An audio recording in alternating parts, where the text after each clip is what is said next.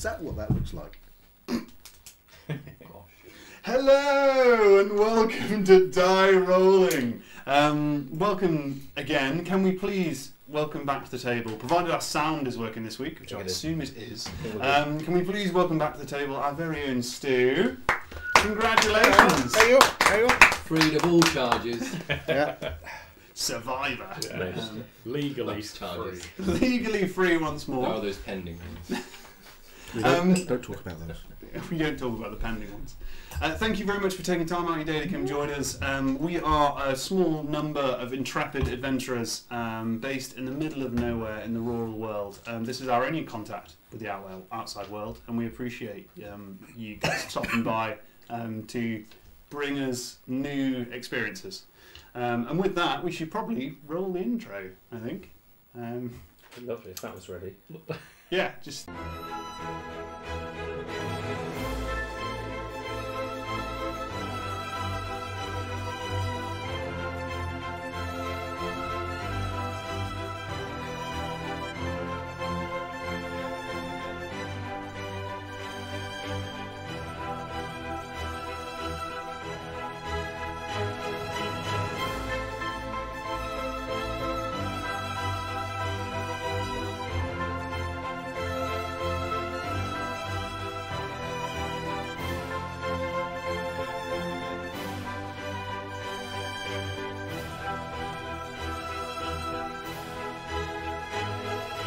Hello, boys. Pink lemonade? Mom!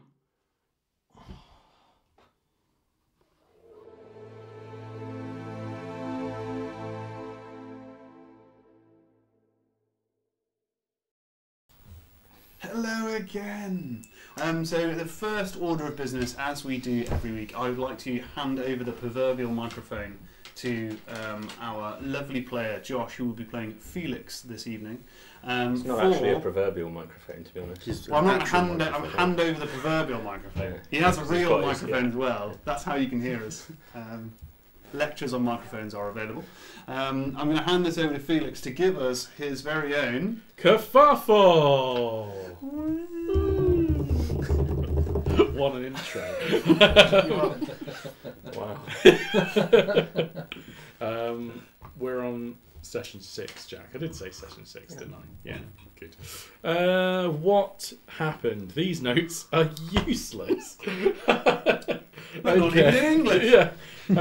At the start of our previous session, if my memory serves me correct, we woke up in the small encampment, which is actually kind of a large encampment, Not a bastion, though. of Bastion. And who was thoroughly disappointed by what he had seen? Zolan. Yeah. Yeah. Our characters awoke and generally took a little bit of a wander around in the early morning to see what the heck was going on. We joined Thorinir, having a little walkie-poos, and he eventually, having seen a number of people around town, he eventually stumbled upon a what I would describe as a void stone, a stone of void, an obsidian dark stone, which was apparently a shrine to void, which used to talk to people of the town, but not anymore, not since 2 years ago. What happened then? Watch season 1. Just the last episode, though. Quite long. It is. It's a cracker, though. He eventually joined back in camp.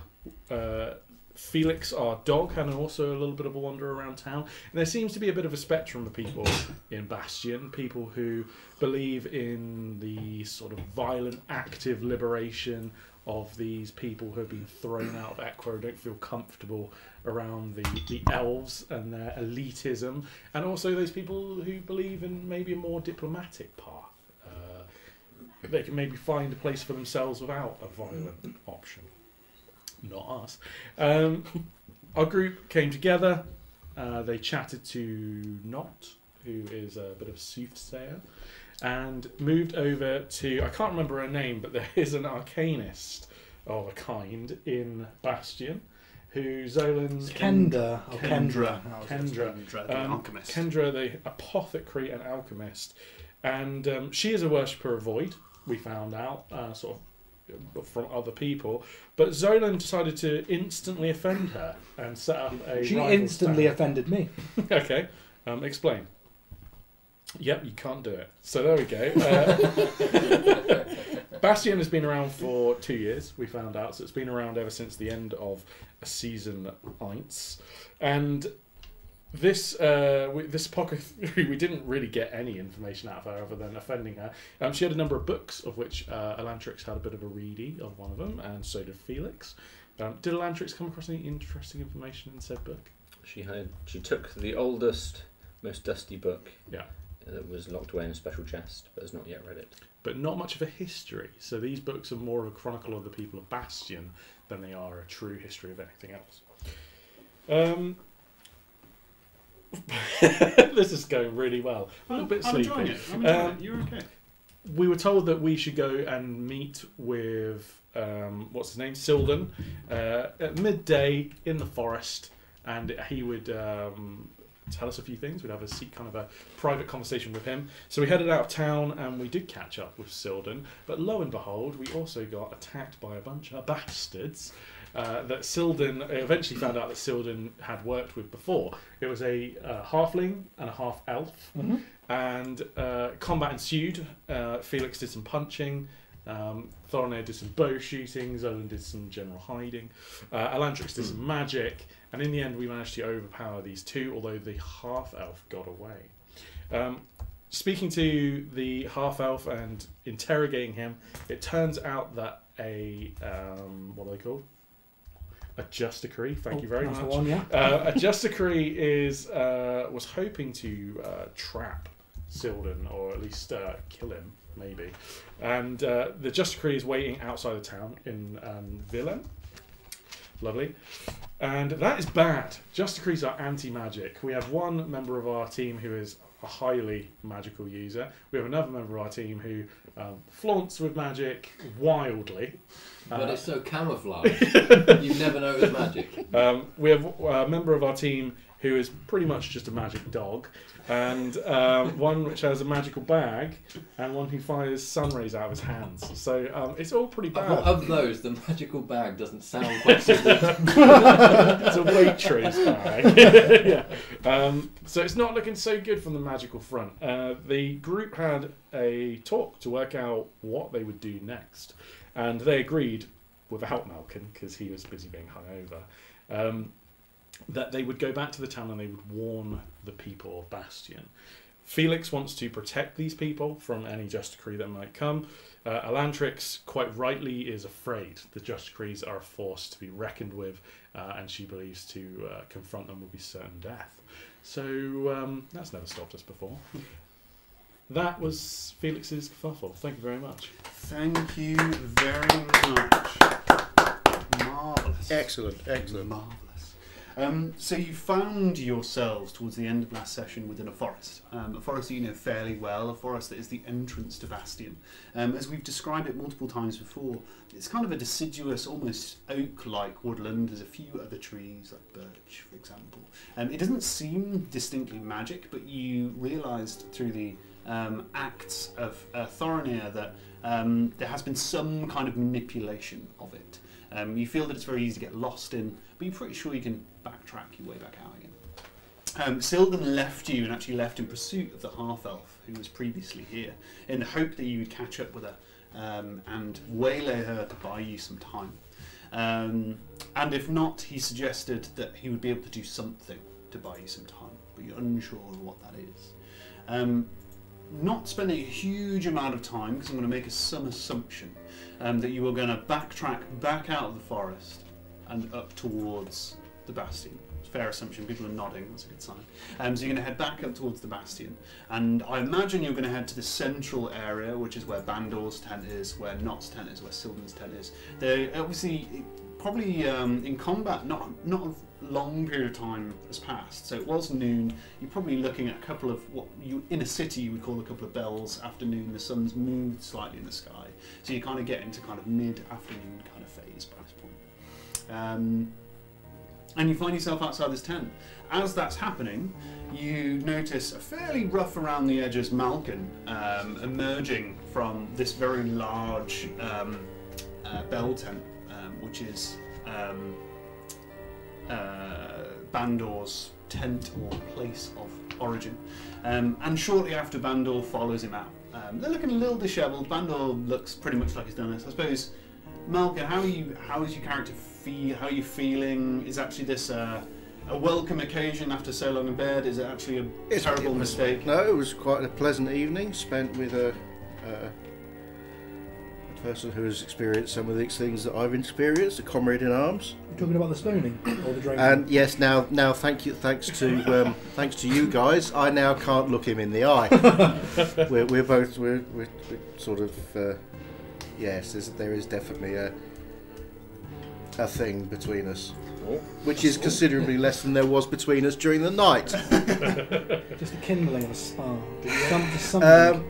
Did you wake up Slightly hungover, slightly, but it was nice to be able to take a moment to have a few drinks and relax. So you do feel fairly Feeling relaxed good. for it, Feeling other than the good. embarrassment.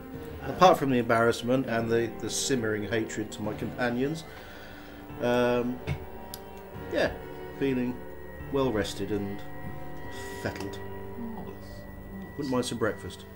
Yeah, there are people who have got kind of having late lunches, and there are things being cooked around, not in your immediate vicinity, but there is kind of food Yeah, around. whenever anybody isn't looking, I'm sort of sneaking bits off plates wherever I can. So Bandor is definitely present. You see this small queue of people, much smaller now than earlier, outside Nott's tent. So Nott is obviously present if you wanted to disturb him.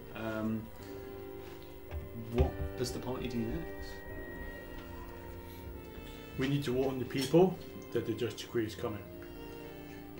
Right, we sort of have a few minutes of catch up as to what's happened to you guys between you and me and all of that. And There's no time for this, Malcolm. We need to warn the people. right, Just Decree's bad. Yeah, got it. Maybe we can talk to the halflings, the Liberation Front. I would have thought Baldor's the best. Yeah. Start with that. Start with the chief. Okay. Are we Lead on. do we think that there is just one, or is there a possibility that there's more? The halfling said there was only one. Atlantrix is certain that they never travel alone. Is it worth sending out scouts? We already have. Sildin has gone.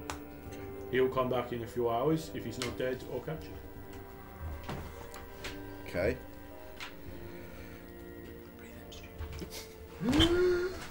Good luck. Atlantis is running away. You the first rig. What's it called? What's it called? The first grip. The key grip. key You were grip. the key grip. The key grip is doing his work. Going above and beyond your pay. Jack just occasionally likes to whisper things in my ear. Many apologies, please carry on. You've seen nothing. Okay. Thanks, Jack. I was never here. Right. I'm really serious about this. It's Just Decree. It's a serious deal. Right. So, what's his name? Bandor. Bandor. Sorry, Bandor. Bandor. Is Bandor with you? He is around, so we in the tent, but the tent isn't open. As you know, it's common courtesy that when somebody opens the tent, they're disturbable. Cool. Okay, I'll go and get Bandor, bring him out. Cool. And Bandor kind of emerges from this tent with a little bit of a kind of a swagger lean. He's got a canvas shirt on that is open down his chest, like you saw him previously. He's not wearing his military jacket. It looks a little bit blurry-eyed. Again, weird for an elf. They don't sleep, so looking bleary-eyed for an elf is kind of odd. some strong drink. Yeah, he's got some loose-fitting kind of navy blue trousers that he's got on. He's actually got bare feet at the moment. He's not wearing shoes at all. He's obviously slugged his navy boots off somewhere. And he kind of emerges from this tent. He's a little bit dazzled by the light as he comes out. I think the moustache was purely a Malkin special. No, I think it was on. Was it both of it them? was In on which case, he Bandor. has a small black moustache that you notice as he exits the tent. Sorry, Malkin said that you needed me for something. Something really important going on. There's always something important going on around here. Yeah, but this is like life and death important. Why have I got hair on me? Don't worry about that. It's I fine. feel hairy because I'm wiping this fur off. If anything, you look better. Wouldn't be the first time I woke up with a moustache. What does that mean? It's amazing for somebody who doesn't have to shave. There's a justice crew coming in Verdun, in the town over the way. Again, you notice this stark change in his character from kind of this swagger. He almost stiffens up. He stands a little bit taller, and obviously you get this kind of hit about him that he used to be a military official of some kind. What have you heard? There were a pair in the forest, a halfling and a We've, half-elf. we've got the halfling with us. He's tied and bound. You do. What is his name? I've forgotten what his name is. It's just Harry. over there. Harry, yeah, little Harry. We've got Harry with You us. do. Larry. Brought Harry back with you. Sorry, Harry, I yeah. completely I forgot thought- to describe that as Yeah. we came kicking and screaming from the forest. Do you want to present it? I'll tell you one thing that that we've also forgotten entirely about for quite a number of weeks. Malcolm's still got a manacle around his left arm. Oh, Yes. Oh, That's true. Yeah. Just your left arm, the other side's hanging free. Yeah. That's good to remember. You should use it for punch people. It's good to remember. Good to Is it remember. just? Is it sort of like hanging one? Like One on, that's correct. that's quite useful actually. I Yeah. could turn it into a makeshift knuckle duster. Yeah. Sweet. There you go. I think lock onto a wrist. Oh yeah. Oh, well remembered. I'll remember that. But seriously, there is a just decree in the town of Verdun. And yeah, apparently they're serious. At least the Antrix reckons they're serious. Well, that is another piece of very bad news. You guys don't tend to bring very good news with you. Is that something that's fairly common on your walkings around so far? Trouble seem to does be- tend to follow us. Yeah, seems to be some absolute rotten luck. So this is Ari that you mentioned. Yes, he's over there with Zodan. Have you kind of gagged him, or is he free to talk? I think he's free to talk. He didn't seem that aggressive. After he submitted, he did seem to submit. So It's he's salty. just he's just getting dragged around a little bit. Well, has he told you anything? Anything important? But Sounds like apparently he sung about like a songbird. You got anything else you think you can get out of him? the just decree was after Sildan, but we don't think he's up to any good. And they That's were in the not forest and they jumped us. They weren't expecting us to be with Sildan. And subsequently, he got captured because we were a formidable force. There's a small chance somebody recognised Not might have recognised me. They know I'm here. They'll know a small amount of defectors might also be here. That would be bad. What did they say they were looking for? We don't know, you can ask him. I don't have to ask him. It's the joy of being me. And he calls out Not. He goes, Not! And Not pokes his head out of the tent. Again, some time's passed now, so it takes your eyes a little bit a while to adjust, but you can see that he is changing his image. He looks exactly the same as Not would look, but with kind of normal elven eyes and without any horns or any kind of strange other appendages you might see. So he's kind of camouflaging himself as a regular elf. He comes out of his tent, abandoning this small queue of people who seem a little bit disgruntled, and kind of comes over. And Bandor actually approaches him and says something in a low voice. It's not so low you can't hear it, but you are going to have to strain to listen. Is anyone deliberately straining to listen, or are you happy to let this pass on? Dog ears. Cool. So you're straining to listen, in which case, can you roll an investigation check for me? If anyone else is also doing it, you can do it with advantage. But if it's just you, you can do it on your own. Anyone want to help me I'll out? do it. Oh, that's a massive 2. We'll take my highest score of Nice. 14. Nice. I could apply a bit bonuses to it to make it a little bit more than 2. 3. 4. Nice. 14. 14. They're not obviously hiding it, so you're able to listen in fairly strongly. So I'll give you, as soon as you helped, I'll give you both this. You're listening in together. He leans over to Not and says, I think it's about time you use that gift of yours to take a look inside this guy's can.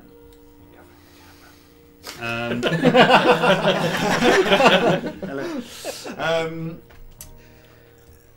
And as he says that, Not looks a little bit deflated, if I'm totally honest, but Bandor actually, if you don't stop him, will march over to Ari and grab hold of kind of the fact that he's bound and just start dragging him. Not asking him anything, he'll just start dragging him by this rope, dragging him towards his own tent. Yeah. I'll give him a little push off. Just a little one. Nice. So he drags him over and Not's following him. And he's not obviously called you guys to follow, but he's not hiding what he's doing either, obviously. And he drags him into his tent and just throws him in, basically. And Not follows through. Bandor just stands by the door. He stands by the door of the tent, he doesn't go in to follow him, and just turns back to look at you guys and says, well, I'm pretty sure we'll know everything we need to know very shortly.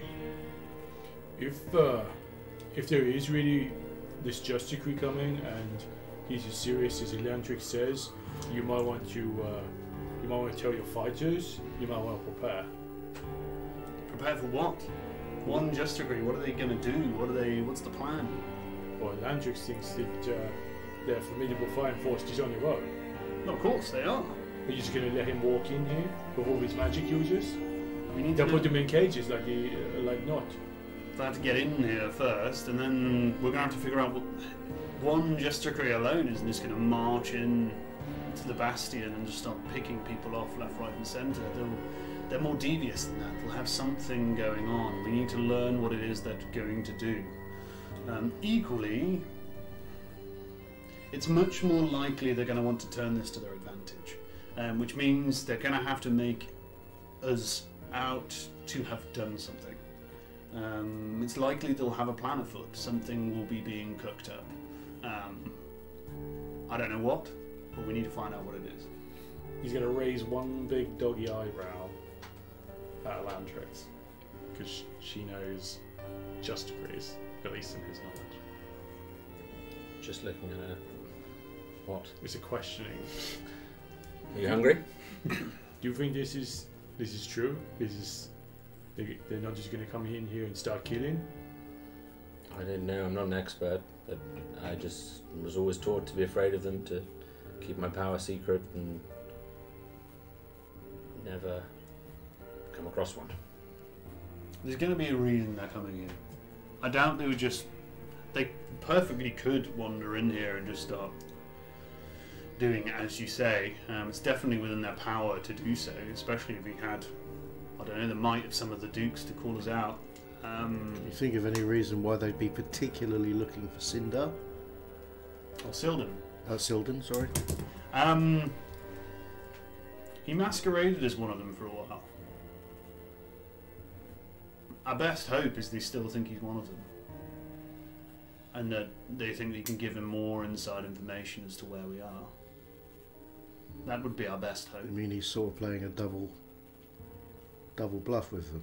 It's always hard to know with Silden. Even his secrets have secrets. He's been very good at establishing a secure line of communication with outside groups from the Bastion. He's organised pretty much all of our scout troops leading out. He's been kept security tight as a drum, but at the same time, I don't think even he knows what he's doing half the time. He keeps so silent. Do you have any other way for us to get into Spedakaza? Spedakaza? Why the hell are you going to Spedakaza? Apologies. Well, there's a lot of people talking about the Spedakaza curtain. I've heard a few things, don't really know what it is. Some gnomish device that's been hooked up. For yourself, I just wander up there and try your luck. You probably waltz through. The rest of you guys, not so lucky, I'm afraid. Before we leave, I'd like to talk to you about it. You're very welcome. Open forum every day. I think this is unacceptable. You have a potential fight coming and you're not willing to prepare. This is... Of course we're going to prepare, but prepare for what? I don't think you're the one I need to be talking to. And he's gonna turn back and walk towards the Halfling Liberation Front peeps. Absolutely. As that happens, you hear a gut-wrenching scream come from inside Bandor's tent. It's a halfling voice that you have heard before, and it's incredibly loud, long, and piercing. And as it tails, it's this huge crescendo of noise. But as it peers off, there's almost this defeatist sound in it. It lasts for probably a full-on kind of 20 seconds, this scream. And then there's silence for probably half a minute, in which Not appears out the front of the tent and starts speaking to Bandor. You want to explain that? He's speaking to Not, presumably. He looks at you and goes, I have a certain skill set that's been useful in the Bastion. At what? Pulling his fingers off?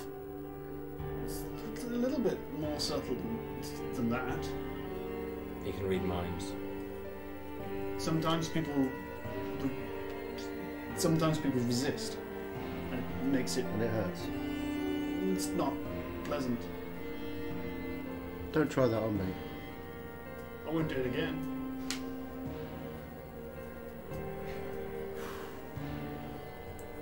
As that happens and he comes out of the tent, other than Felix, how fast are you, Felix? Are you marching with integrity? Well, yeah, why not? Yeah, Cool. like, You're out of there. like a teddy bear walking through the forest Yeah. with a 5-foot sword. On the way to your picnic. Yeah. He's off. The rest of you are going to have to tell me what you're thinking about.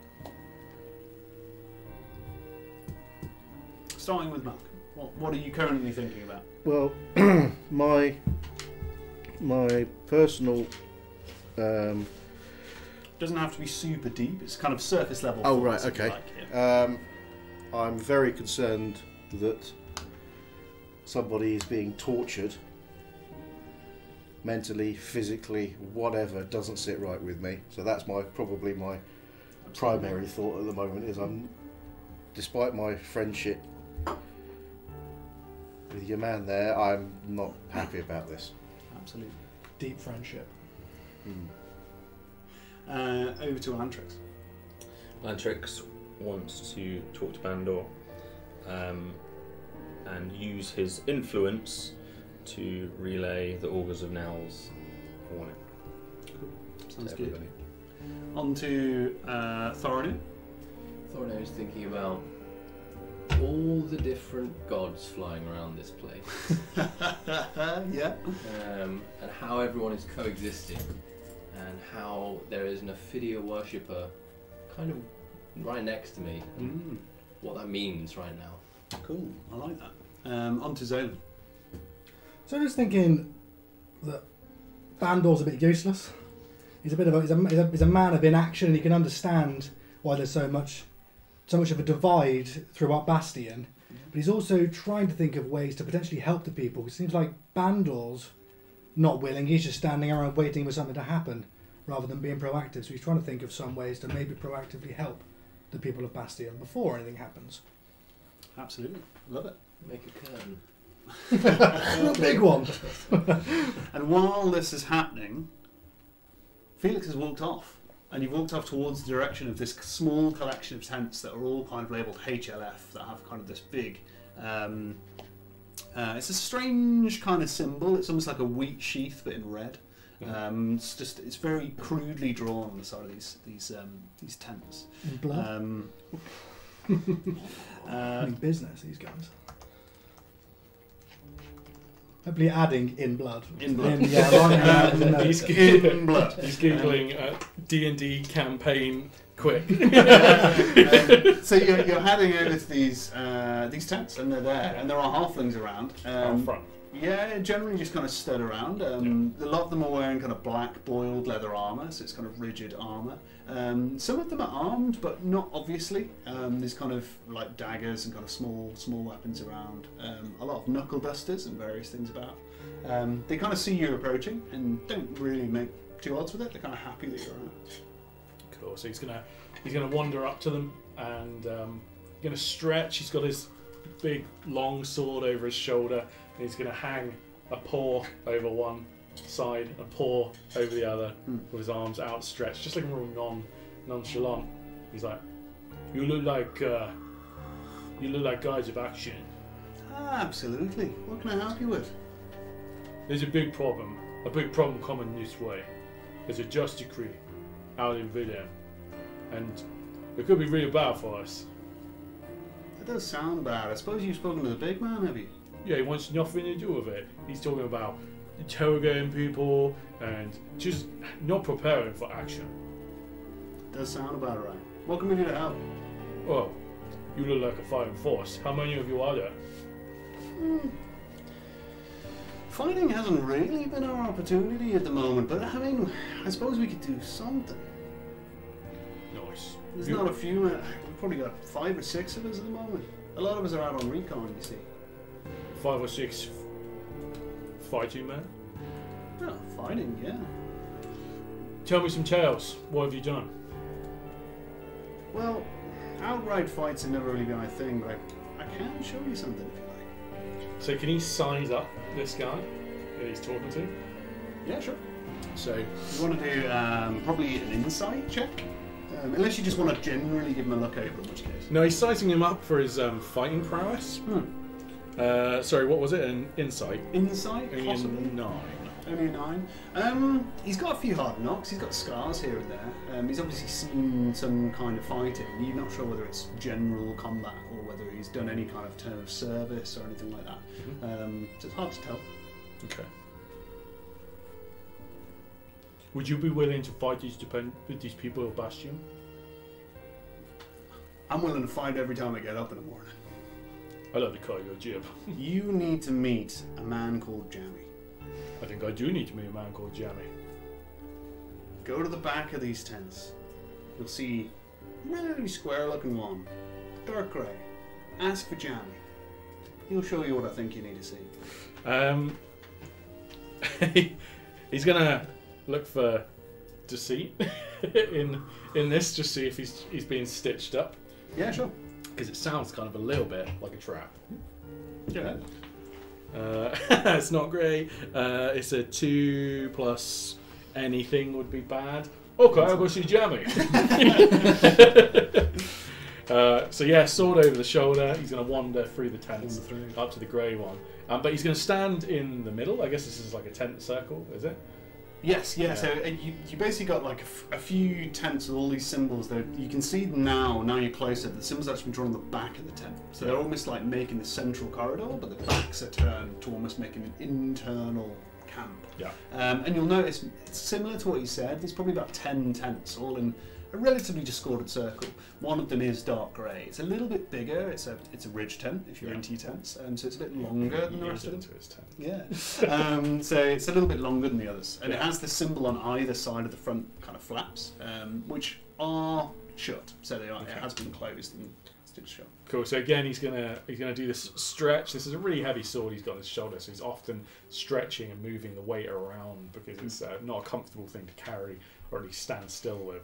And he's gonna shout out, "I'm looking for Jammy. Is Jammy in there?" There's a little bit of scuffling from inside this grey tent, and you just see 2 little hands come out that are heavily scarred, and they're just going to unlink the bottom 2 kind of links of this tent, and a head comes through. And as this head comes through, if you could just roll me, it's not super bad, but if you roll me a wisdom saving throw. Oh no, he's not wise, and I'm rolling terribly. 5. You're afraid of this guy. Oh good lord. Yeah, so the reason is because you notice very early on that the vast majority of his face, apart from one eye, is heavily burnt. Has been heavily burnt at some point, including one eye is completely white. His mouth's heavily burnt. It's hard to kind of distinguish features. He hasn't got hair growing on kind of one side of his head. What is growing is a deep auburn colour, and it's stuck up at random angles. And he sticks his head out and says, "I'm Jammy. What do you want?" Hello. You're a scary looking man. Your man out the front said to come find you. You come to take a look, have you? No. Take a little walk. You look pretty strong. I'm pretty strong actually. How much do you reckon you can carry? This sword's about 25 kilos. 25 kilos? That'd about do it. Yeah? He sticks his head back in, and all of a sudden he does like one lace of the tent Yeah. open again. Says, Well, come on in, friend. And he just holds it open. But he's not opening it the whole way. Yeah. Well, he didn't see anything too deceptive in all this, so he's going to stick the sword into the ground, so it's going to kind of sit at a 30-degree angle off the ground, but it's a good hard hit, and he is quite strong. And yeah, he's going to crawl on in. Cool. While you're doing that, Yeah, no worries. we'll pan over to the rest of the group. You've kind of had this moment where knots come out of the tent, Bandors come out. You don't physically feel, in fact, I tell a lie, it's fairly clear to you that whatever Knot has done, there's been some kind of energy that's come across to all of you. So you've definitely felt that wave as he's kind of looked around. It doesn't really feel... It doesn't feel like you're being damaged or anything like that, but it does kind of feel as if somebody took a small glass of ice water and dropped a small amount through a hole in the top of your head, and it just kind of goes across your brain a little bit, almost a bit like brain freeze, just a moment, just an instant. If you're not aware of magic or anything, you probably wouldn't even notice that. You just think that's strange, but you are aware that something's happened. But you're in the community of Bandor and not once more. I'm going to sort of sidle over to Thorin and Zolan. So, yeah, as the only two people that I really know around here, what's your take on all of this? What do you think we should be doing? I think we should be helping the people. It seems like the leaders of this bastion Don't seem to be very not proactive. Mm. Seems to, yeah. Kind of waiting for things to happen, and Elantrix informs me that these Justicaries are not people to sit around. She's desperate to leave this place. She doesn't want to see any Justicary, not even one. But we can't get to where we want to go, apparently, without help. We can't get in there, right? There were some ways, apparently. Not said he might be able to get us through. Using Zolan. There's these papers that I don't think we should stick around to wait for. No. Do we get a retaliation in first? Try and ambush this Justicary? That's if it's just one. Elantrix seems pretty confident that they never travel alone. If they're moving in a force to Can we deal with this place, it wouldn't be one. How are they in the forest? How are they... How do you mean? Can they navigate trees? They're elves, so... They're not wood elves, but... Elves seem to have an affinity in some way for nature, normally.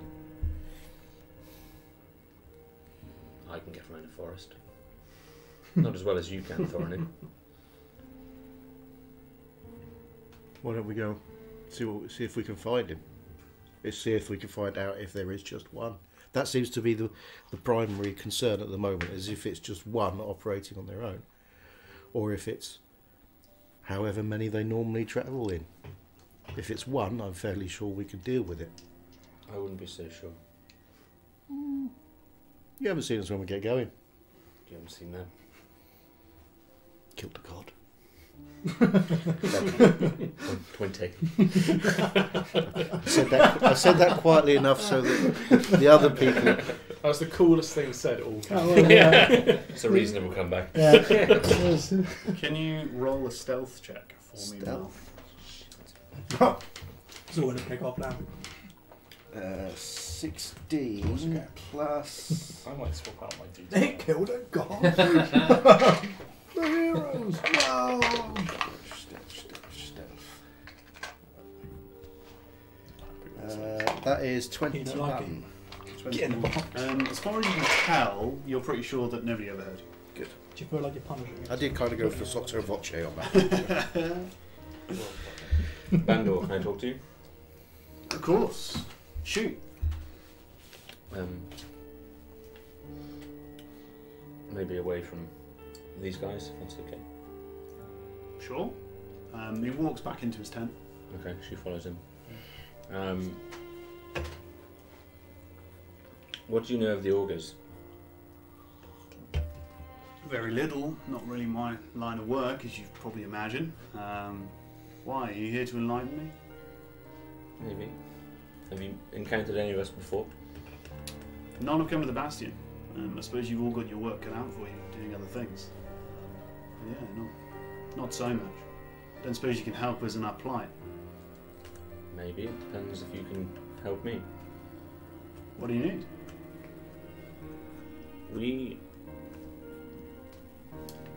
Look, there's not as much time as I might hope. Usually I'd spend a little time explaining some of this to you. But the bell at Spetakaza, you were around when it rang. Oh yeah, I imagine your camp took a little knock. it certainly did. There weren't very many of us in those days. So yeah, it's quite the spectacle. Do you know what it means? No idea. We figured you were just having a party. The mill indicates, and it's up to you how much of this you want to roleplay, because she is now going to spend the time explaining all of the things that she's explained Okay. to the party previously. Yeah, absolutely. Took 2 years that as well. About the 4 chimes. Yeah. About the fact that she believes the first chime has already been rung, Yeah. which was the chime of mind. Yeah. The fact that the way to the cowl, if you recall, the way to operate or unlock or work with this cowl, whatever it might be, is to find the 4 keys, which they believe to be a metaphorical translation, and actually it's the bloodlines of the 4 legendary races: the Osai, the Elves, the Horned Elves, and the Dwarves. And it's actually those bloodlines that they're looking for when all of the chimes have rung. We need to have these keys, or these bloodlines, ready, as we believe these are the only people who can stop this evil arriving once again, as it did 1,000 years ago. And she trusts, and the reason, after the long explanation, hopefully it's patiently waited. Yes. Yeah. She's Surprisingly patient. She's used to having people naysay and dismiss her as a lunatic, and she's tried to explain that she's a historian, not a religious zealot. And I can hear you.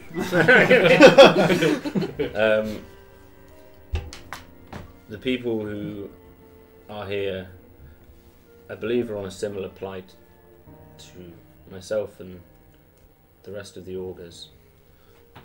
They're fighting for a cause and to save people. We're doing the same thing. The scale might be a little different and the story a little taller, but I believe when the time comes and we need rallying support from everybody in the lands, I'd hope that we could count on the Bastion's support. Roll a persuasion check for me, please, with advantage for spinning your tail. Big ass persuasion check.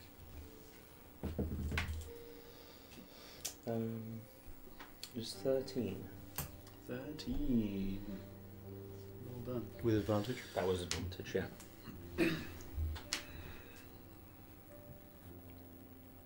I appreciate you telling me this. I appreciate you coming to me. I appreciate you offering help here. But we're not exactly a cohesive group. You must have realised that by now. We need something to band people together, something that can drive us in one direction. I've got half the camp wanting to go and blow something up, and half the camp not wanting to fight anyone. I'm worried that if we start talking about justicaries without knowing exactly what it is we need to do, there's going to be panic. People are going to flee. And if people are fleeing, they're going to cut us down as we run.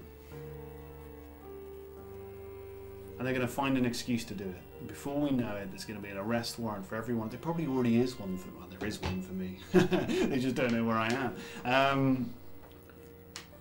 There's going to be an arrest warrant for every single one of us, and we'll be carted off to Equa, and it'll all be diplomatically perfect. I want to make it as hard for them as humanly possible to hit them where we are. But at the same time, we can't just roll over and do nothing. What am I supposed to do? What am I supposed to tell these people? They're looking to me to be a leader. I'm not a leader. I've never been a leader. I survived long in the military because I can tell a good story and get drunk. I left because they made me do things I didn't want to do. Now I find myself doing a whole load of other things I don't want to do. So what am I supposed to do, Elantrix? How am I supposed to unite them to my cause before I bring them to yours? Will you tell them our story?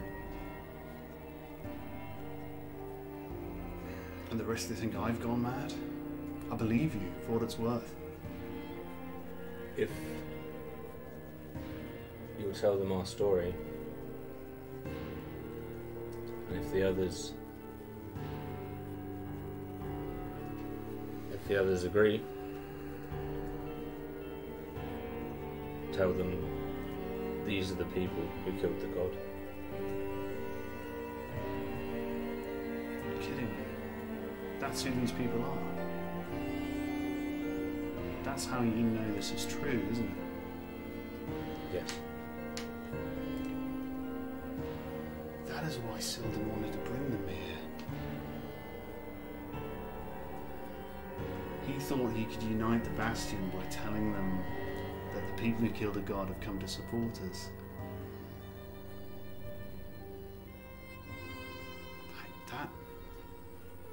That could work. That could really work. It's not my choice. And she walks back out the tent. We're going to cut over to our friend Felix. Felix, as you're crawling through, you get an immediate sense through your dog-like nose, a sudden, incredibly caustic smell. It smells like sulphur. If you've ever smelled sulphur before, you probably fought in the arena and it's been fake fire effects and various other things. There is something incredibly chemical and incredibly sulphurous in here. It's very, very dark in this tent. Do you have night vision? You do have night vision. He does, but he's connecting together the guy with the hideous burns and the sulphur smell. This is bad. I'm covered in fur. You also get a strange sense of damp as you come into this tent, because you realise the outside of this tent has been wetted. And for some reason, you're not entirely sure. There's obviously got 2 layers of canvas, so you've gone through one layer of canvas and another one that's been wetted and hung inside. And you hit the smell, and as you rise yourself up, there is this hideously burnt, sorry to use a horrible phrase, but a hideously burnt man in front of you, a hideously burnt halfling in front of you, Jammy. And he actually has a lit match in his hand. Presumably he can't see, and he's holding it by his good eye. And in front of you, you can just see probably 12 barrels, 2 abreast, so 24 barrels, and another 24 barrels stacked on top of them. And they go the whole length of this tent. And there's just a roll mat on the floor, obviously where he's been sleeping, and the rest is just filled from top to bottom with these barrels. And he just leans unnecessarily close to you. You get a smell of pickled onion as he kind of gets really close to you. He says, "They're bloody marvellous, aren't they? We've been cooking this up for weeks." Now, I'm assuming, because I can put a few things together, that these are explosives. Oh yes. Explosives like you have never seen them before. I'm having mixed feelings. Firstly, I'm afraid. Okay. And he's looking to him for the guy to nod to understand what he's saying. Firstly, I'm afraid. Secondly, kind of excited. You might just be the man I'm looking for. I believe the term is scare-roused. I love it. It's exactly how I feel right now. And he looks over all the explosives, and he's like, "I'm pretty sure there's a plan in all this." Of course. First plan, we made the explosives. Second plan, we blow them all up. You ever blown up a Just Decree? Blow up where the hell we like. You want to blow up a Just Decree? Absolutely. I like you. I'm Felix Fahrenheit, and he's going to put out a little dog. They shake hands. Yeah. When you get a fill out his hand, you realise he's blind in one eye. Yeah. And he doesn't notice for a little while. And then eventually he realises you're holding out your hand and like shakes it. And Felix doesn't care because he's seen some really rough-looking dogs Yeah, in the I imagine arena. so, Yeah. And he's made some pretty rough-looking people in the arena. So Just to add it's more fine. concern, while that happens, he pulls a pipe out of his pocket and lights it with a match. Are you sure it's a good idea? Nothing I do is a good idea. His hair's just kind of at random angles. He's just staring at you with his good eye. You feel like a man of action. Mm. Could you introduce me to some more of your people? Absolutely, let's go and meet the boys. Cool. And he will take you out of the tent. You go back in the way you came. You join. You're back with Elantrix has come back out of the tent. Bandor's back out of the tent. So Not and Bandor are kind of around. They're having a few words with each other. They're obviously discussing this Just Decree and what they're going to do about it. But that's the discussion they're having. Not kind of sheepishly looks around, and particularly at yourself, Malcolm keeps looking around, and eventually comes over to you and says, "Look, I'm for what it's worth, I don't like it either. It's not how I would want to do things, but you see, the peace here is very delicate. We lose people. People no longer believe in the cause. They do things for money or because they're scared, and sometimes we have to know what we're dealing with. It's often easier to do it my way, where there's no lasting harm, as far as we know, than some of the other methods." I'll begrudgingly accept this, but you stay out of my head. I'll try my best to do that. It's not always a choice.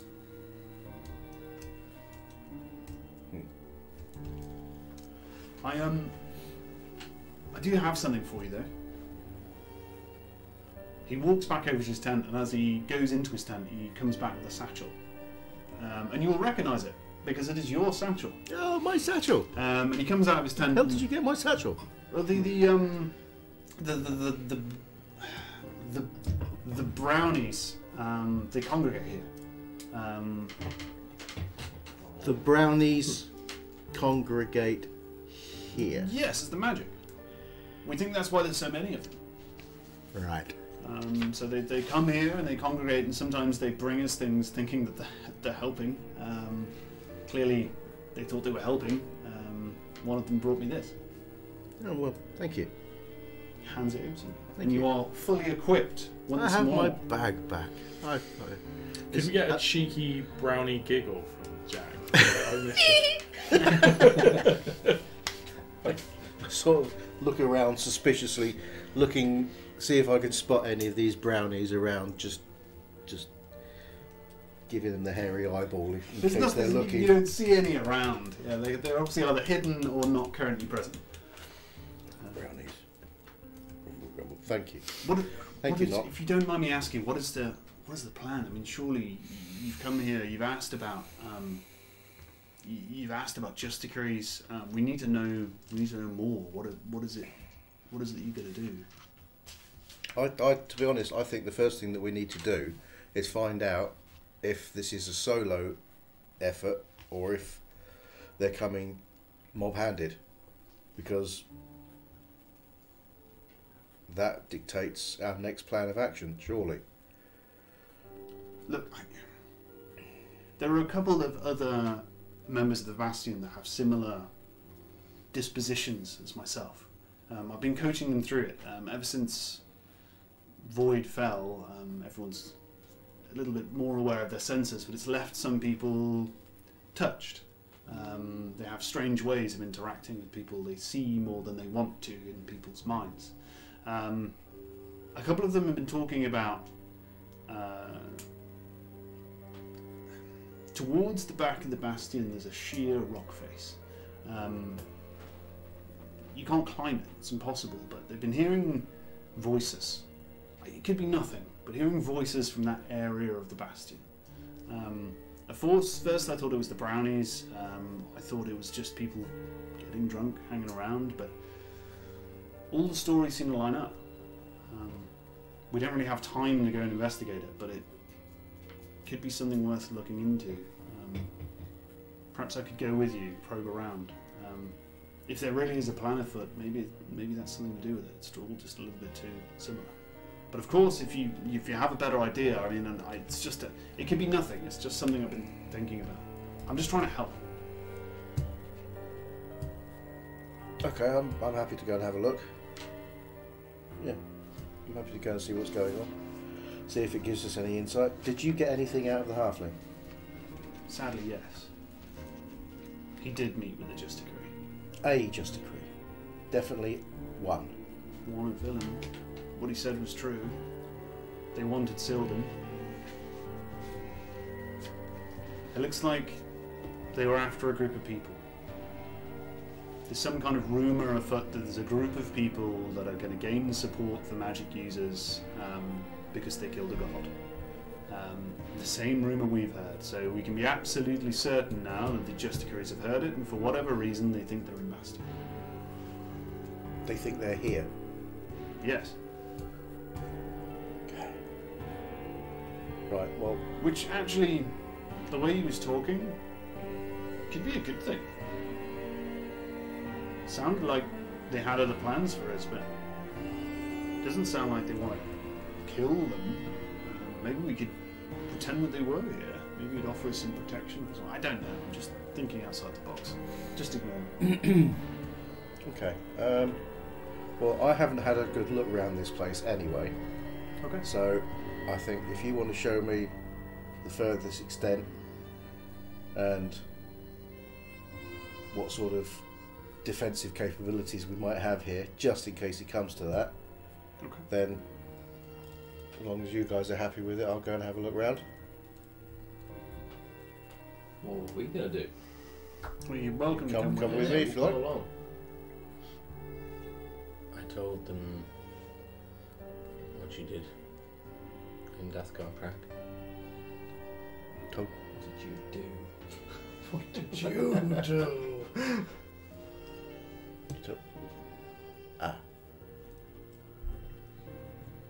Okay. Who? I'm not very good with these place names, The name line. but I can guess what you mean. We need to spread the word of what's coming. It feels like we've done a really good thing. So we're going to just... Not obviously isn't really following you. So he's obviously listening in. He's a bit like... So we'll just... Could you give us a moment, please? Could we... Of course. Yeah. Of course. So, it seems like half the town here is expecting us to be these saviours, leaders. Which you are. We believe it too. While this is going on, can I make an arcane check to see if Not is actually listening? Yeah, Is absolutely. he in the brain? Yeah, absolutely, you can. You're getting brain freeze. Yeah. Potentially, it's 15 plus something. Okay, it's 18. Nice, well done. You don't feel anything Okay. at the moment. You know quite a lot about magic. You'll know whatever magic he was producing, he'd have to concentrate very hard to continue it. Cool. He doesn't seem to be concentrating very hard, which is a good indication that you think you're probably fine. Carry on. I lost my trail. You are those people. And if everyone thinks you are, and the Justicaries think you are, then there's no point pretending you're not. Why don't we use it to our advantage? Spread the message, use them to unite, and have them help us. I don't want to get everybody's hopes up, really. And Don't keep want to being- get everybody killed. Keep being called heroes, and we're not heroes. As far as I'm concerned, that you take that path or you run away. There's no halfway house. Give Zolan that choice.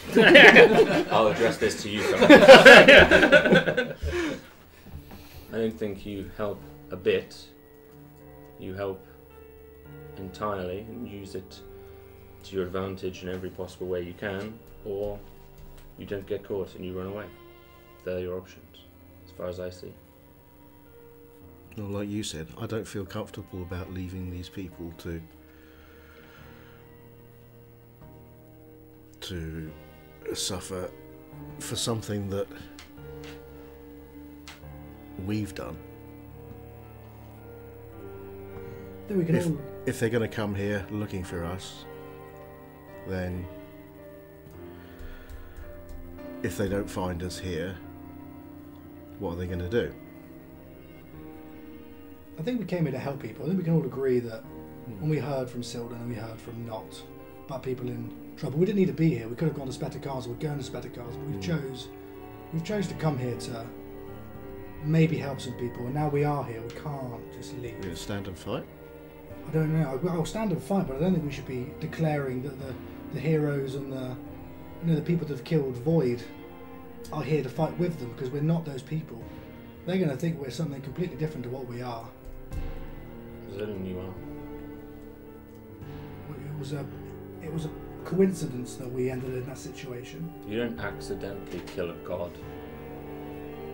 No, but 2 friends got killed in that encounter as well. Let them be your martyrs.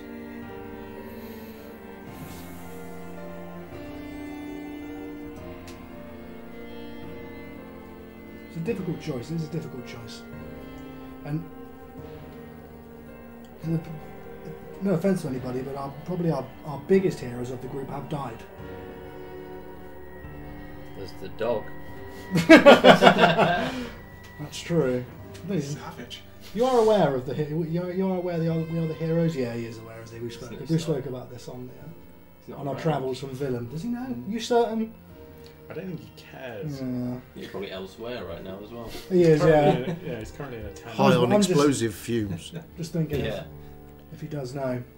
If Bandor speaks to the people and invites you, the 3 of you, to say what happened, would you do it? I don't think we can carry on hiding it. I don't think we... It's one extreme or the other for me. I mean, you've already told Bandor. So... That's one man, but the Justicaries believe you are who you are. That means the elves believe you are who you are. You either accept for the next 3 years of your life, you deny and say, no, it's not us, it's not us. You deny it and deny it and deny it. Or you embrace it. The thing is, I don't believe I am who everybody says I am. Zerlin, you wouldn't believe a mangoose if it was sat in front of you. What is a mangoose? That is true. I think you're heroes. What are you, Thorny? I think everything we've done is to balance injustice for the last however many years, months, decades. We've known each other. Do you remember Callus? Yeah. Remember that guard on the wall? Yeah, there was an imbalance There must have been an imbalance. of justice on that wall. We were young, frivolous. Poor guard. I think Incompetent. we've matured so much since I then. think. We thought it was endgame when we killed a god, but it was Yeah, just that's level true. 1 of 4. A new game plus now. As you're having this discussion and thinking about it, we're going to pan over to Felix. He finds himself in a collection of tents with an odd assortment of companions, halflings who are all roughly your height, probably a little shorter. How tall are you again? He's only 2 foot. He's only 2 foot tall, so they're a little bit taller than you. Yeah. They're a little bit taller than you, actually. Jeremy's kind of signalling them all across, and they're all coming. They're various different heights of halfling. You'll notice they all have distinctly different accents. They're obviously not from the same region. They're from all over the place. Halfling, you haven't seen any halflings since coming to the Elven Kingdom. These are the first ones you've seen. And they all are pretty battered and pretty scarred. Most of them got this boiled black armour. It's not cheap stuff, but it's not new either. And Jamie's kind of waving them all down. Says, right then, lads, this dog is going to tell us what we're going to blow up. So he's feeling quite welcome. All these people are a little bit taller than him, but they're probably like usually he's used to looking all the way up, and these Yeah. people are almost kind of his size. They remind him a lot of the dogs that he fought alongside with in the arena. They're all sort of different shapes and weird hairs and Oh yeah. armor and yeah. So he likes that, and they all seem to be halflings of action, fighters, scarred. So he feels pretty comfortable. So he's like, "Come on, you, come on, you, come on, you." They all do like Yeah. huddle in. First of all, fantastic to meet you all. Mm. I'm Felix 49. Felix 49. He's gonna put his hand out. He's gonna shake whoever wants to shake. His Yeah, hand. everyone will shake his hand. They're all in. Have you guys ever heard of me? They all look at each other and kind of go, yeah. Well, just for the ones that haven't heard of me, just to fill you in, I'm an esteemed fighter from the arenas of Aqua. Oh, I fought in a number of pitched battles, and I've defeated some pretty scary creatures. And I'm ready to fight, if you're ready to fight. always ready to fight. We've heard news that there is a Just Decree who could potentially be coming to Bastion. And that Just Decree is going to want to hurt or detain any of the magic users in this town, in your town. And I think we should prepare. And if anyone's going to get it done, it's going to be you guys. I feel like you're my kindred spirits. Sounds good. Sounds good. There is yeah. a lot of discordant conversation going on. They're all kind of Cool. agreeing with you. You do hear the guy you were chatting to earlier is going to, if only we could get more, more core components for the explosives. I know a guy in town. His name's Odin. He'll probably be able to sort you out. If he doesn't have money, he'll be able to synthesize them, make them. But I think more importantly, you've got enough barrels that we can start. But more's always better, right? I agree, but let me show you a plan. So I don't know if you're cool with this, but I think can I Let's do it. expend a superiority dice Cool. To I'm liking this already.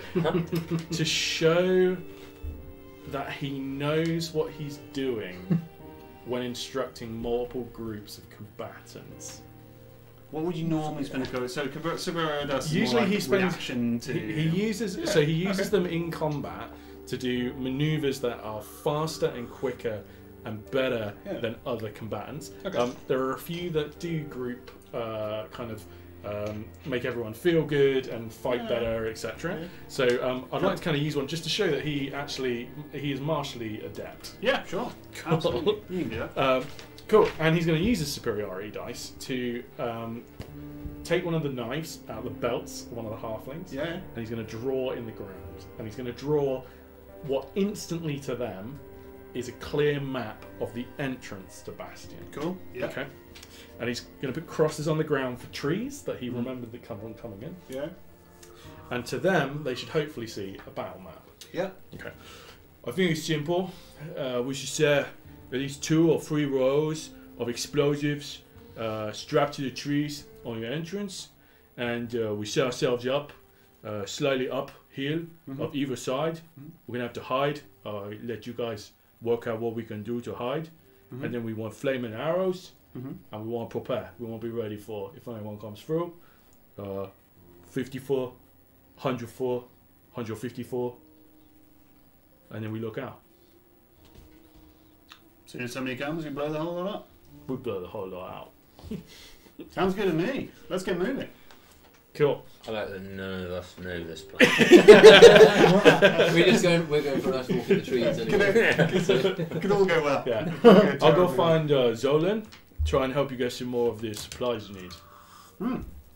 Yeah, we used to get them from Kendra, but she hasn't had any for weeks. Zolan says she's good for nothing. Yeah, helped us brew all of this lot up. She certainly knows what she's doing. Well, if Zolan knows what he's on about, which apparently he does, I've never seen much to agree with him, then hopefully he can help you make even bigger explosives. Fantastic. I would love that. Do they have painted markings or anything on them?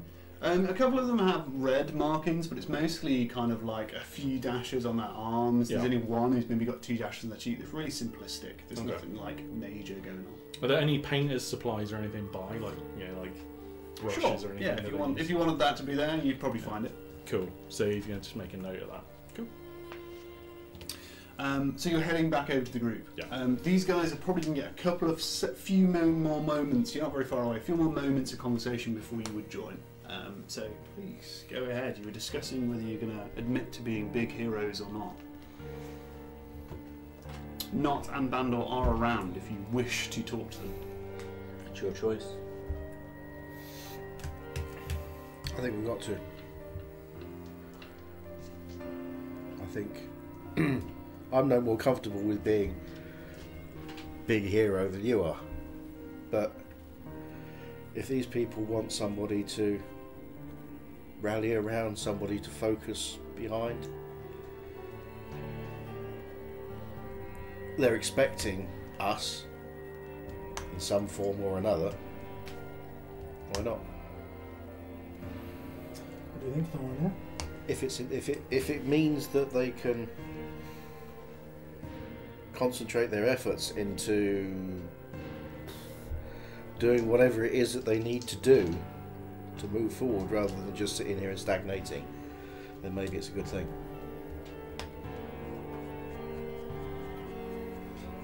Could be the only way that anyone can make a dent in the Elven Kingdom. It does not feel like we're manipulating these people, though. If we pretend to be these great heroes. What are you pretending to? As you're talking, you'll notice that Felix joins them. Yeah. You guys are still talking about this. What have you been up to? Felix. Where have you been, Doc? Zolan says he's not a hero. No, I'm not a hero. Did you see me in combat, like literally an hour ago? I probably agree with him. I do have a job for you though, Felix. Oh yeah? I'm Felix. I was thinking, Felix is my name. Anyway, ignore that, it's fine. There are some guys back there, the Halfling Liberation Front. Oh yeah. Yeah, they've got some pretty heavy explosives. They're setting them up in the trees for me. Wait, what? Wait. Yeah, don't worry about it, Malcolm. It's fine. We're going to set them up at 54, 100 foot, 150 foot placings. We're going to fire arrows at them when the Justice Crease come this way. Pretty standard battle plan. It should be fine. It goes ahead in battle. Thorny, I'm going to need your bow. You'll be useful up front. So if you want to go meet those guys, that'd be great. Did you say explosives on trees? Yeah, pretty standard. Don't worry about it. I've seen it happen before. And Zolan, we're going to need some of your supplies to create more explosives. What are you? What? What are you? Wait, what? What are you talking about? When the Justice Decree comes, we just blow him up. And if he's still alive, big sword. You can't blow up the forest. I can in You will not blow up the forest. Well. Oh god. I'm going to chain myself to the trees. He's got a manacle. Me and Malcolm manacled to a tree. We shall not. These guys are pretty serious. If it wasn't for Zolan, I might. Okay, all right. Might Hang stay on with them. Hang on a minute. Can you do this without blowing up the forest? Yeah, you just don't fire an arrow. No. Am I right in thinking the forest, there's sort of a clearing between the forest and the entrance to the... That's right. Yeah, So- it's not huge, but yeah, there is a small clearing between the first kind of set of tents and the forest itself. I think I'm getting the idea of what you've got planned. I don't think Thorin is going to let you blow up the forest. Any of it. That's a real shame, because I was hoping you'd use his longbow to assist me. I would if you can find a way to strap it to the ground, not the trees. Yeah, but then we need to hide it, so... Little trench. Will you bug it? Covered with dead leaves. Yeah. Then dead of natural causes. Yeah, we could do that. Or 5 or 6 halflings could strap them to trees, and we use it to blow up the Justice Decree, and we don't die. How about that? This guy can't become a badger. It's unbelievable. It is actually unbelievable. Dig you a trench. Honestly. Really? Just like that. Do you remember that, Thorin? I'm a hell of a digger. Jeez, that trench. What was that trench in one night? It was incredible. Honestly, it was incredible. I thought Yeah. it It was was incredible. quite soft mud though. He It dug a was. staircase. Yeah. If this is true, then I wasted 3 hours of D&D digging a hole. if this is true, then you better get up there to the halflings. They're not difficult to miss. Right, I'm gonna chase him. Do you think you should run this by Bandor? No, listen, Bandor wants to do nothing, alright? And I'm not dying because Bandor is not a man of action. Felix is a man of action. And I'm going to get this done. And when it's all over, I'm going to have a couple of drinks with them halflings because they seem to get stuff done. Okay, before you go blowing anything up, we really need to talk to Bandor. I'm pretty excited about blowing things up, by the way. They seem pretty enthusiastic about it. Can I get a break? Should we use this opportunity to take a short break while you decide what is the best course of action here? Please use the Thornir emoji Yeah, for please. blow up the town. If you want to blow up the town, turn to page 28. If you do not want to blow up the town, turn to page 32. And thank you for newbies watching us. So, Oh, hello appreciate you there. watching us for the first time. We got Captain Bear Mode. You're back after 2 years. Thank you very much. Nice to meet you. What's that? Follow us at @DieRollingUK on Twitter. Thanks very much. Do that. Well raised. Yeah. Yeah. And follow the channel. Oh, I followed the You'll channel. be notified when we're live next. Thank Good you very for much, you. guys. We'll see you in about 10 minutes. 10 minutes. See you 10 minutes. later.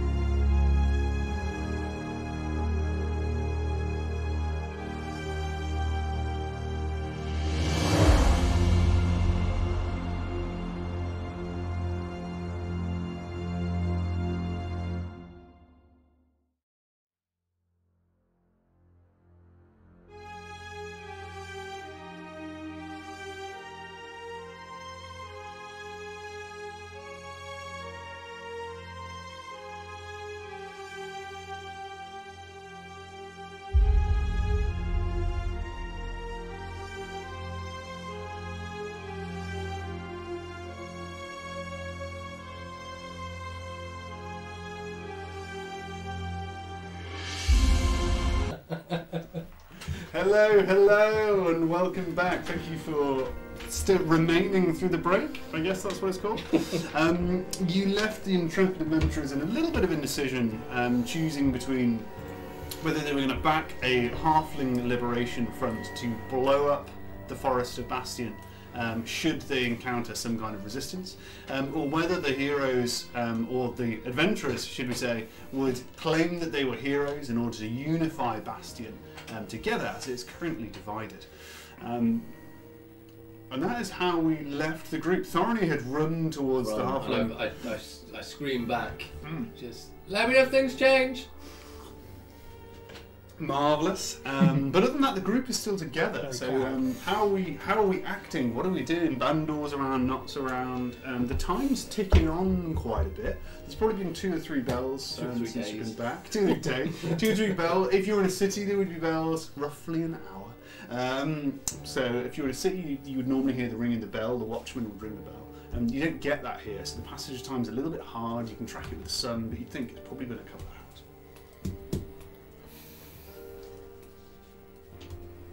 What do we do? Felix would be with the halflings. Oh, so he's going to head back as well. So you're heading with Thorin. Yeah. Cool.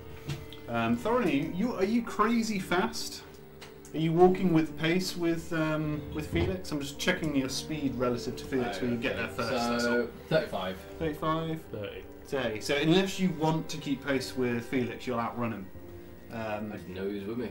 Yeah. So in which case you are outrunning him. So you'll arrive there first, basically. The 3 of you still here, racked with indecision. Right. I'm going over to Bandor. What can I do for you, Malcolm? I understand you've been told who we are. Some of it, yeah. You're here to tell me that it's true. Yeah. And after all that booze I gave you last night, never once slipped out of your mouth that you'd killed a god.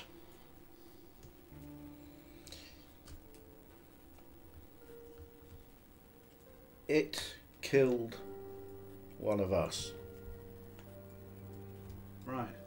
Probably, well, as far as I know, it could have done 2 of us, because one of us has been missing. So, but our best and brightest, right. Basically our warrior, our fighter. And What about the dog? he's new. Right. Okay. Yeah, he's a new addition. Okay. Okay. We But can deal with that. we did what we did. But I'm not sure that makes us heroes. As Zolan will be happy to tell you, a lot of what we did, we sort of did it by accident as much as design. I don't think you kill a god by accident. That's what people keep saying. You've got to have something about you, surely.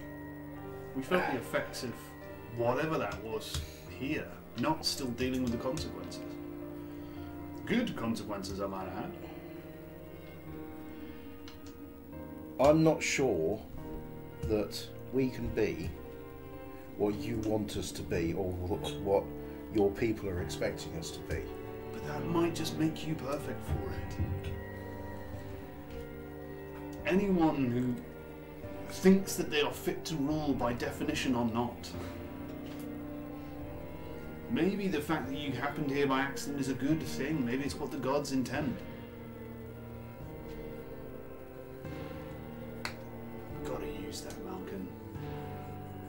It's not like me and you have any other choice in this matter. We are what we are, and we do our jobs. So, what would you expect of us? Well, I can rally a group, bring the people to us. You can make your announcement. We'll see how they take it. With any luck, thinking that we have the rumours are true and we've rallied a group of people who killed a god, they're going to think we're indestructible. And then, once they think we're indestructible, they're going to want an answer. They're going to want to know whether we use our newfound power to hit the elves where it'll hurt them most, or whether we I use want it. to lead an army. That maybe we do need to talk diplomacy. Maybe you guys are going to be the key to that. I really suggest we answer that question before we bring everyone together. And I don't think that's my decision to make. Are we in earshot of this? I don't know, when you walked off to... Bandor won't be deliberately hiding what he's saying. He's obviously a little bit sensitive to it because there are people walking around, but he's not deliberately hiding what he's saying. So if you choose to listen in, unless Malkin's deliberately hiding it, No. in which case you'll be able to overhear what's being said. But he is talking to Malkin specifically. Obviously, if somebody walks past within earshot, then we'll sort of... Yeah. But I'm obviously not hiding what I'm saying from these guys. At this point, you could probably tell that general people are going about their day. It's getting to kind of like mid-afternoon. You're noticing that there has been a lot of conversation between these people that are considered kind of maybe leaders of this group, in Bandor and not. Sildon hasn't been around for a certain amount of time. So there's obviously people taking notice of the fact that you're having these conversations, but they're not like tab hanging or listening in or anything like that, but there's definitely a conversation brewing, and people are getting a little bit kind of weirded out that it's happening. This is your time, Zayden. And Malcolm. And the others. I don't want to be responsible for an army to be raised, for people to die on the belief that we are the saviour of the world, when we're not. All we have tried to do over the last, let's say, 4 years, is stay alive. That's all all it has been is self-preservation. I need you to be the saviour. I'm not going to be that person, Elantrix. I'm not that person. We've become good friends over the last 2 years, and you know I'm not that person. You think you're not that person. I don't think I'll become that person. I think you already are. I mean, we can tell these people what they want to hear, but I don't... Yeah, I fear we were going to manipulate these people into action, into a course of action that's going to have a lot of people killed. I don't want to be Why responsible don't we tell for them that. who we are and let them decide what they want to do? Whether there's two routes we can take. If they want to fight, then I'm happy to fight with them because we can help. And we've probably got more experience than half of these people put together. But if they want to take a more diplomatic path, I'm happy to help them with that too. I'm happy to tell them that I was there, but I'm not who... Well, there's an easy way around all of that, isn't there? We say that the ones that killed the god are the ones that are no longer here, so then they know the consequences of it. Sounds... Then Yeah, it's up to sounds- them to make up their own minds. Okay with you? It's not quite the unifying speech that I'd hoped for, but Well, it's about as good as you're going to get. it's better than nothing. But they're going to want answers. They're going to want to know whether you're here to push us against the elves or whether we're going to seek some kind of diplomatic treaty. In which case, if we're seeking a diplomatic push, then we're going to need to create a legislative council, start thinking about how we commit things to policy, all that kind of stuff that Nott's been talking about for weeks. In which case, you're going to be expected to lead that. This is a stopgap. We are passing through. There's no... We can't lead these people. You will lead these people. We are going to Spetakaza, and we've passed through Bastion. And pass through with purpose. Give us your blessing. Unite these people. I'll lead it if I have to. These people need something. They need We hope. can give you a blessing, definitely. If that's going to help you, if that's going to help your cause, if that's going to help your people find direction, then I'm happy to do that. But then what do we do with them? We spoke last night. No leader That's why I'm here. What am I supposed to do with these people? If we leave, we die. If we stay, who knows what's going to happen?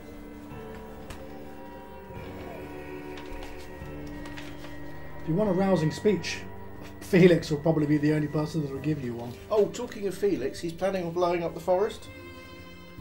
While the shock radiates over Bandor's face. Your halfling militia lot over there, they're planning on a fairly militia way of stopping the Justiciary from existing. We're going to pivot over Before you cut away, Yeah, just go ahead. Atlantrix is going to take her bones out I beg your of pardon. the pack Yep. and begin casting a ritual Yeah. with them, which will take roughly 10 minutes. And begin preparing or casting augury. Lovely. What does that do? How does that look as you're preparing to cast it? It's going to take you some time. She lays the bones out in very specific patterns. Some of them look like. Some of them look. Exactly. Some of them look like almost elvish runes, just different symbols and patterns. And she'll place them in one position, very, very carefully, and adjust them just by millimeters, just at a time, very, very, very carefully. And then once she's finally got one of those in the way she likes it, she'll say a few words in Elvish, move her hands over them, and then she'll move it into another position and create another symbol, the next symbol. That's what she's doing. Marvellous. Just so you guys are aware, we will be roughly 10 minutes with Thorinir and roughly 10 minutes with Thorinir and Felix. Is there anything you're going to be doing while Antrix is obviously casting this ritual? I'm going to practice with my my new weapon Cool. while nobody's around Yeah. and these Elantrix is occupied. I'm going to unsling this thing from itself and start just messing about with it. And This one. that one, There you go. my Got that up my Kusurigama. sleeve for you. Yes, just getting used to it, get used to the weight of it and the feel of it, Marvellous. as I have been doing in any spare few minutes.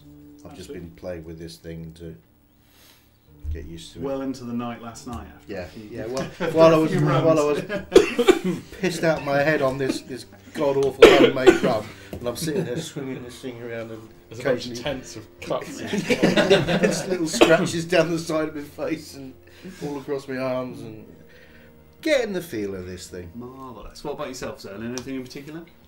Probably just be looking, people watching amongst the crowd, just Cool. getting a lay of actually the capabilities of. Sorry. No, okay. Capabilities Sorry. of I cut to you at a bad time. of the people. Talking about fighting, just like getting an idea of who looks like they can fight, who are elderly, what are the children, actually what are the... Absolutely. Absolutely. I will give you your answer very soon. You might have to remind me of it. I've got a habit of forgetting. That's fine. But we'll cut first to Thorinir. Thorinir, you run, and you know where you're running to because you've seen these insignias on tents before. As you get to this group of tents, you will notice a halfling who's kind of got brown, shaggy hair and boiled black armour. He's just about dragging this. I've totally forgotten the word for barrel all of a sudden. Barrel, that's the one. Dragging a barrel. He's struggling with it. It's a big old heavy thing. It's just about as big as he is. He's kind of teetering along on his fat legs, and he kind of comes out for his tent, then puts it down. He goes, "Oh gosh, that is mighty heavy." And then you kind of you appear. Right. Hi there. Hello. Are you part of the bomb squad? Don't know if we should talk about this. You spoke to my friend Felix? Oh yeah, Felix. We know Felix. Felix, isn't he great? Yeah, he's amazing. We love Felix. Felix is he's a very enthusiastic Yeah. dog. As this happens, another barrel bumps into the back of this halfling, and he kind of careens forwards and like hits his barrel. And then another halfling behind him says, "Who are you there then?" Meet me on Thornir. All I'm right. friends with Felix. Oh, Felix. We know Felix. I was just saying to your friend here how carried away Felix gets sometimes. I don't know. He seemed pretty well put together when we were talking to him. It's not. How do I put this? He's not quite as as the likes of us. Ah. I see. Do you want a hand putting those back Oh. where they came from? Oh, now you mention it, they are mighty heavy. And as that happens, another one bumps into the back of this guy, and he kind of careens forward. The first one hits his barrel, and the first barrel actually falls onto its side. And as that happens, Felix, you emerge. It's good to see everyone's getting busy. And he's gonna fling his sword, and it's gonna pudding and like stand in the ground. And he's gonna pull up his sleeves, even though he doesn't have sleeves. So he's gonna, I got my hands on a barrel, and he's gonna head into the tent and around these halflings. Yeah, there's a small line of halflings Yeah. coming, all carrying barrels. They're He's gonna- struggling with them. he's gonna join They're the queue. pretty heavy. Yeah. They're probably, you are probably a fair amount stronger than a Yeah. lot of these halflings, but the barrels are big. Yeah. So you could easily be able to pick one up. Nice. Yes, he's gonna head into the tent, sort of walk past Thorinir. What Thorinir's up to. It's just like The first halfling says, "Oh, gee, you better be careful with that. Don't let that roll over too many times. Whew. We've had that problem before." take 2 long side steps away from that one. Marvellous. But they are carrying these barrels. Felix, are you going to carry a barrel? Yes, he's gonna come out with it over his shoulder. So it's usually on his sword shoulder. So he's got it pretty well held. And he's gonna come on out and he's gonna be like, "Hey guys, this is Fournier, my friend. He's gonna help us bury these. He doesn't want us to blow up the trees."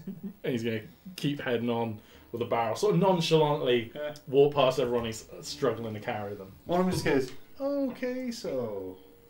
As that happens, can you roll me sounds weird, an animal handling check, please? Basically, I'm trying to get a measure of whether you can handle this thing without it going off. I like an animal handling check as the handling. That's probably the closest thing. Yeah, cool. Well, actually, no, 'cause that's wisdom, so it's more about, like, I suppose that could be not blowing yourself up is a fairly wisdom-oriented thing. I'm going to go down one. 17 plus 3, it's an unnatural 20. You're absolutely fine. You carry on as you will. In fact, sir. he chucks it up a little bit. Sometimes he's like, "These aren't too heavy." Yeah, you're absolutely fine. You'll notice as you carry it, there's obviously some kind of powdery substance okay. within it. Yeah.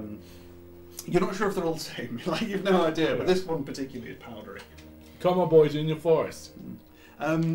They're all going to keep carrying barrels, but they are listening. They're not being rude. They are listening to what you're saying, Thorin, and they're moving very slowly because they've got these kind of heavy barrels. A couple of people are looking around and being like, "What the hell's going on?" They're like, families, groups of people, kind of not stood watching, but they're obviously curious as to what's going on. These halflings have obviously got a name for themselves. So there's groups of people kind of gathered around, being like, "What the hell are they doing?" I'm not talking to any one in particular. I'm kind of circling them as they slowly drag us. What exactly is the plan here? Felix has the plan. It's going to be fine. I've kind of heard it from Felix, but what's the plan here? So, Jammy, as you know, is the kind of half-burnt ginger-haired gun. Sticks his barrel down and goes, "You see, there's this line of trees, right? And then we're going to go out to the line of trees with the barrels. And we're going to put the barrels there, right? Then we're going to blow them up.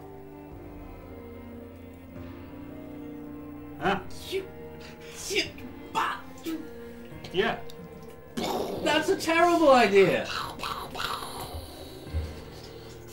Have you ever been to this forest?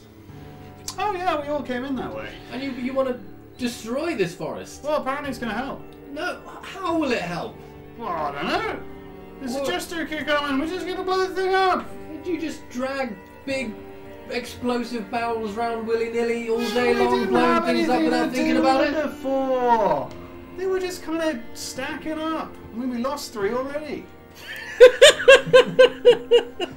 Well, where did you lose these 3? Well, we don't know. The things go missing. It's the Bastion. Someone's probably using it for something.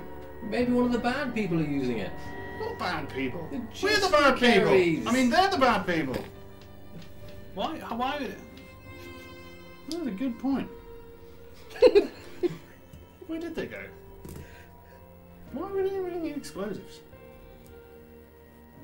Who guards these things? Well, we do. Well, you know, we just take turns. Who was taking the turn when they went missing? I sleep right next to them, and I am very observant. You'll notice he does this, and as that happens, another halfling bumps his right shoulder because he can't see out of his right eye at all. I sense that you guys are going to get into big trouble with Bandor. Bandor is a soft Sildon. touch. That could be problematic. I feel like this is something that should be discussed at least. We did discuss it. Felix said it was a good idea. I presume I saw him talking to Bandor. I presume it's all kosher. It's going to be fine. Felix is a wild man. Felix, you're a wild man, dog. He is out in the forest placing a barrel. He's like, You keep going. that was a pretty good position, that one. And he's going to come on back. So if you do see him, he'll be coming back again, pulling his non-existent sleeves up. What's going on? Oh, Thorinir seems to think that there's some kind of problem with the plan. We saw the plan. It looks great. I wouldn't worry I about it. thought you were going to bury the barrels. Well, I mean, what happens when you blow up these barrels? It killed the Justicary. It kills the one Justicary Yes. and also your defensive forest. Hmm.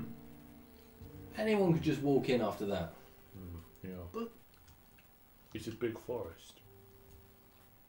You should coin your big forest. It might be a very big explosion.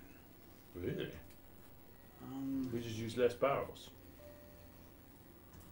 It could work. Then what are we going to do with the rest of them? We use them later. I'm not saying you shouldn't blow stuff up. You're clearly very good at blowing stuff up. Just, I think the trees might not be the best thing for you to blow up. We're not entirely sure how You- big the explosion will be. I think you lack vision. We're not blowing up the trees, we're blowing up the tree line. Think about it. Horizon of burning trees. Horizon of burning Justicries. Hmm. And then I run in with my sword. And I take off his head. And everyone goes, yeah, Felix, yeah. It's I gonna just- happen just like that. For me, I know that you are probably the bravest animal I've ever met. And I don't think you need that flaming, exploding backdrop to behead this Justicary. Interesting. If anything, I think a braver dog would tackle this Justicary, you know, from nice whole trees. Persuasion off? Persuasion off.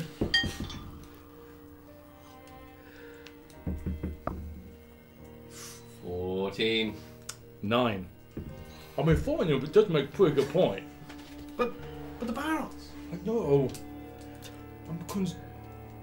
You've confused. already put one out there, haven't you? You're on the way back for another one. Yeah. And then Jamie's like, oh no, I'm terribly confused. He leans against his barrel and lights his pipe.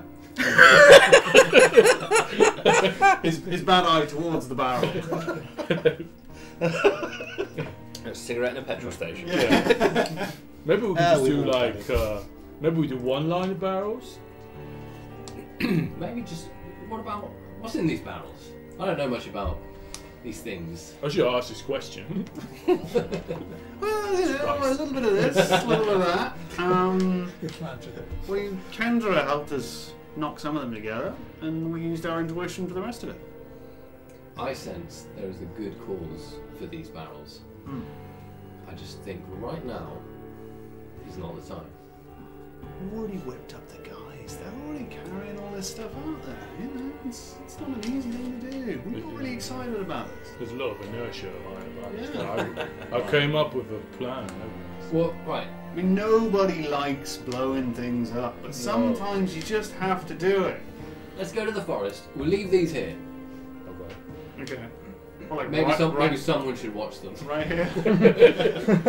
No, I mean, we can just leave them right Maybe here. one or two people can guard these. Yeah. So Right leave a here. couple of the guys here. Because we We'll- did have those ones that went missing, and that is probably, now that I think about it, more of an issue than perhaps I'd realised. Maybe you want to find those before you destroy any more of these. Doesn't sound like we're going to do that, but I appreciate the sentiment. I'm not going anywhere without my sword, so he's going to grab his sword out of the ground. What are you proposing? I'd like to see what you've got planned. Oh, okay. Well, he can take him over to his battle plan on the ground. Sure. So he's going to take you through the tents. He's going to show you on the ground, which is essentially just two curved lines, which are the two sort of mounds coming into Bastion, a bunch of trees, and then a bunch of swiggly lines, which are explosions. And I'm going to tell you, I lack vision here. Okay. I'm going to need some leafy context. Okay, well, what's going to happen is it's just simple.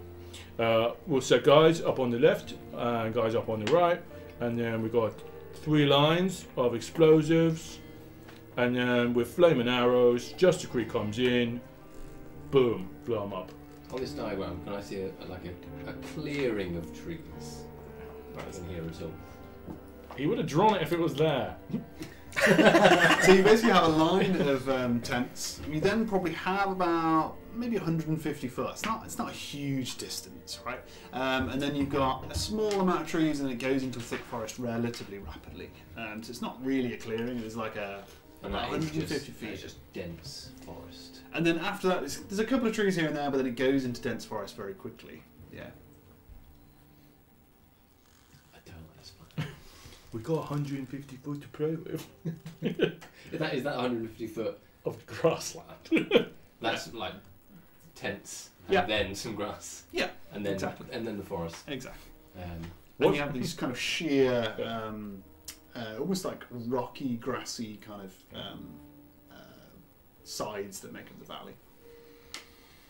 rocky, grassy sides. That sounds like a great little viewpoint. But I mean, The higher ground. Sounds like a parody rock band. Rocky, grassy sides. if we're going to put the explosives there, someone's going to have to dig them in, and that's pretty tough ground. Who would do that? Well, I mean, I can dig. I may not look like it, He's going to look at your hands. I don't know if you can. and they're like withered and pretty burnt and horrible. Yeah. I mean, Felix can dig, but not that well.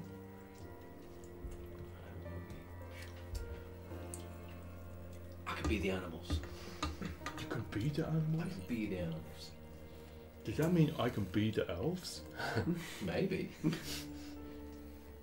We're going to talk about this further. But if you can help us put it into the mounds, that could work. That could be a better plan.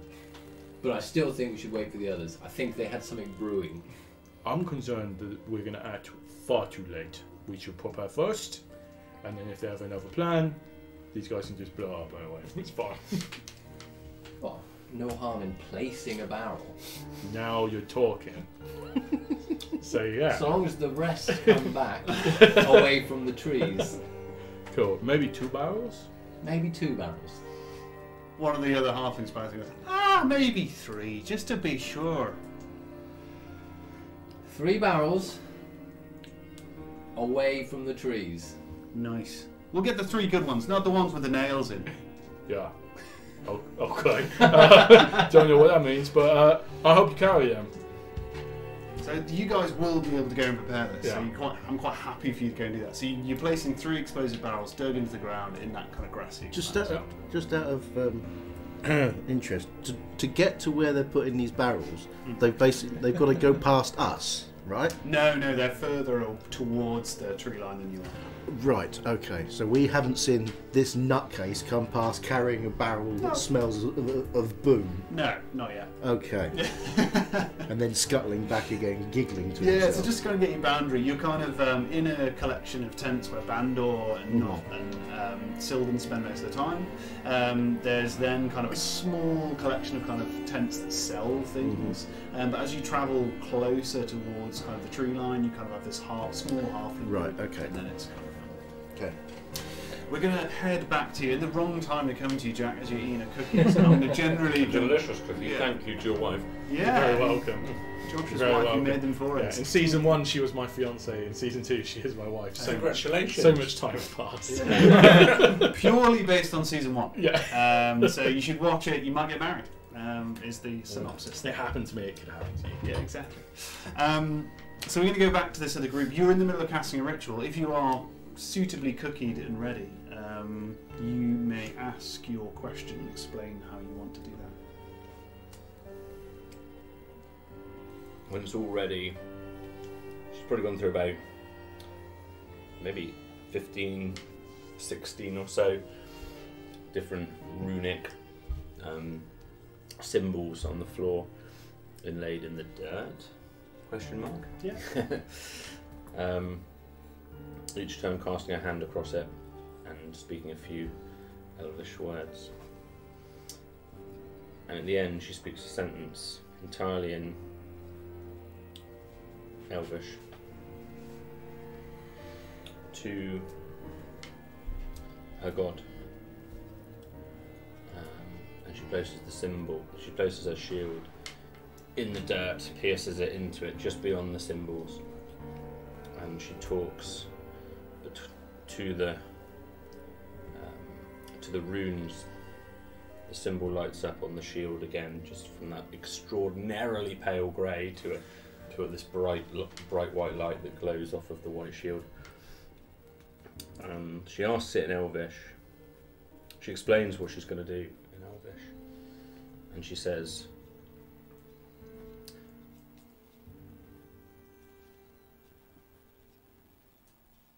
"The party will tell the people of Bastion what they did to Void with Bandor's blessing.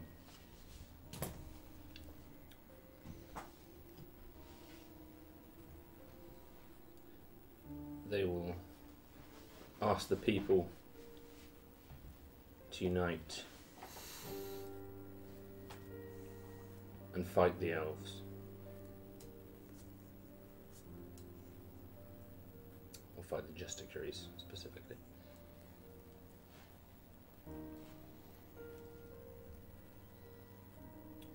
Will this be weal?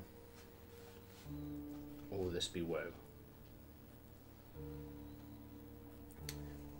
And then the 4 responses you may give.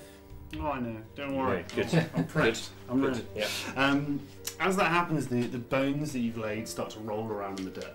So if anyone watches this, it's a clearly magical thing that you probably haven't witnessed before. The bones start to roll, and they start to roll over one another, almost as if they're being tapped by kind of invisible strings as they kind of bounce up and down. But they do take a shape, and it's a shape that a lot of you will be able to read if you're close by, because it's an elven rune. So it takes various elven runes. Sadly, you see 2 runes. Or sadly is perhaps not the right term, but you see 2 runes. One for weal and the other one for woe.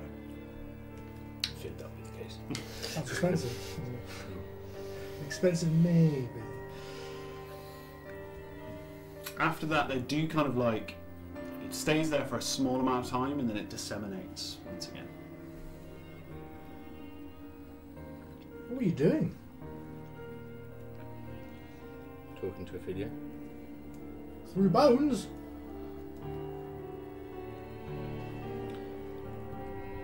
I believe they were Dragoon bones. Dragoon bones? I thought there was only one left. Where did they get those? Dragoon bones? They were the ones that aren't left. Yeah. I assume there's only one left. Most of them had died out a long, long time ago. Dragoon. If you ask them to fight, it's Good and bad. Is that better or worse than asking, better you know your enemy? Or... I don't know. Sorry, it's going to be more helpful. The bones are still there if you want to inquire again. Or inquire of anything else. Can I do that? You can do it as many times as you like. The problem is every time you do it... 25%. Yeah. I can ask it the alternative. What's the alternative? Do I need another 10 minutes? No. You're in the zone. Okay. You can ask as many questions as you like.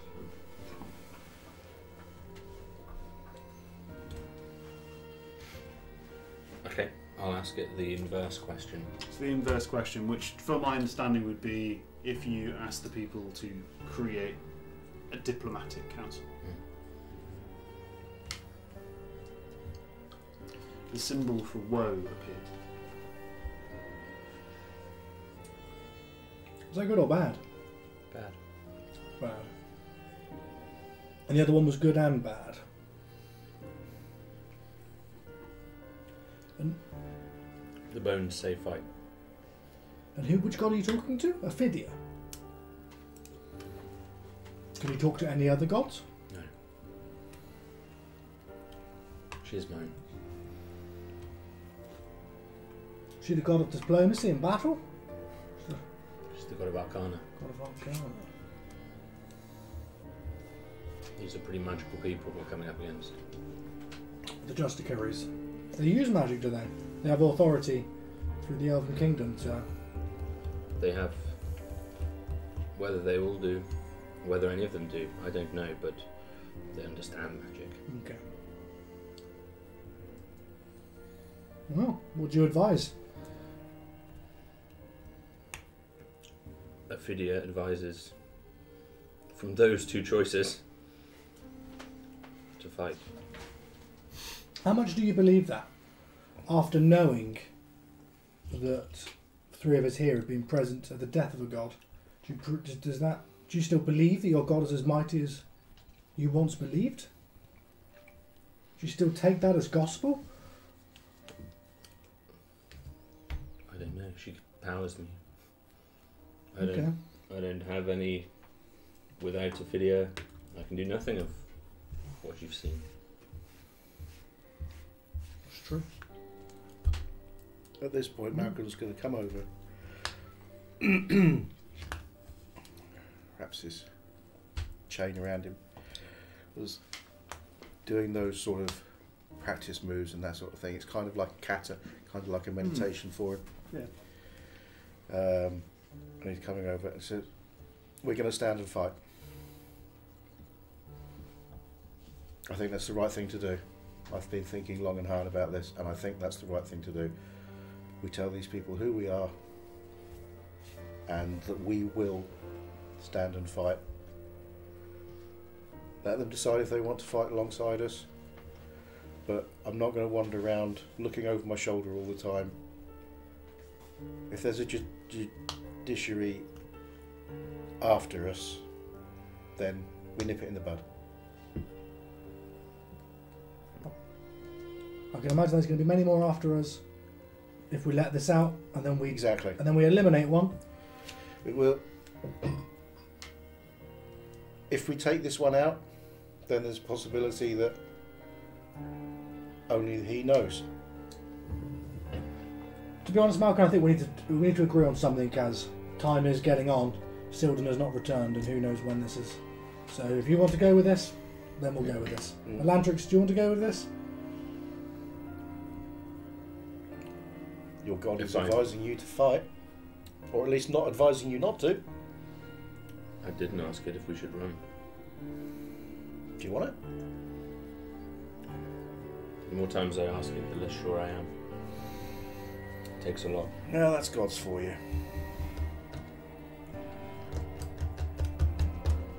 I need your support as much as this group needs your support. And you've got it. But I think this is the more urgent situation right now. I trust. Our presence here is going to cause a problem for these people. But similarly, if this justiciary turns up here, Rotisserie. justiciary, this fried chicken, if they turn up here and they have the idea that we've been here, then it might be even worse for them. Is Bandor still here? Yeah, he stood around. Learn. I'm happy to stand and aid these people. I'm just not happy to portray the hero they want me to be. We don't have to do that. We No. don't have to be legendary heroes in this. But if our presence here is enough to galvanise these people, then I think it's probably a good thing. Let's go then. Let's go. I hope I'm not wrong. Bandor. Hi. Go to the Void Stone. I'll give you a speech there. They're ready. Absolutely. He motions to Not, who comes with him, and they drag out this huge war drum, and they start carrying it. Over towards this woodstone. As that is happening, we're going to cut over to our demolition experts in the field. You have, well, perhaps you want to describe how you're going to dig these holes, Thorin. Well, what I'm actually going to do is, I can see a tree from here, right? Yeah. Yeah, I'm going to go over to it. It's going to offer a leaf to me. Yeah. It's going to kind of come down, do a little origami badger. And blow it into the air. It's going to go into the forest. Nice. And out runs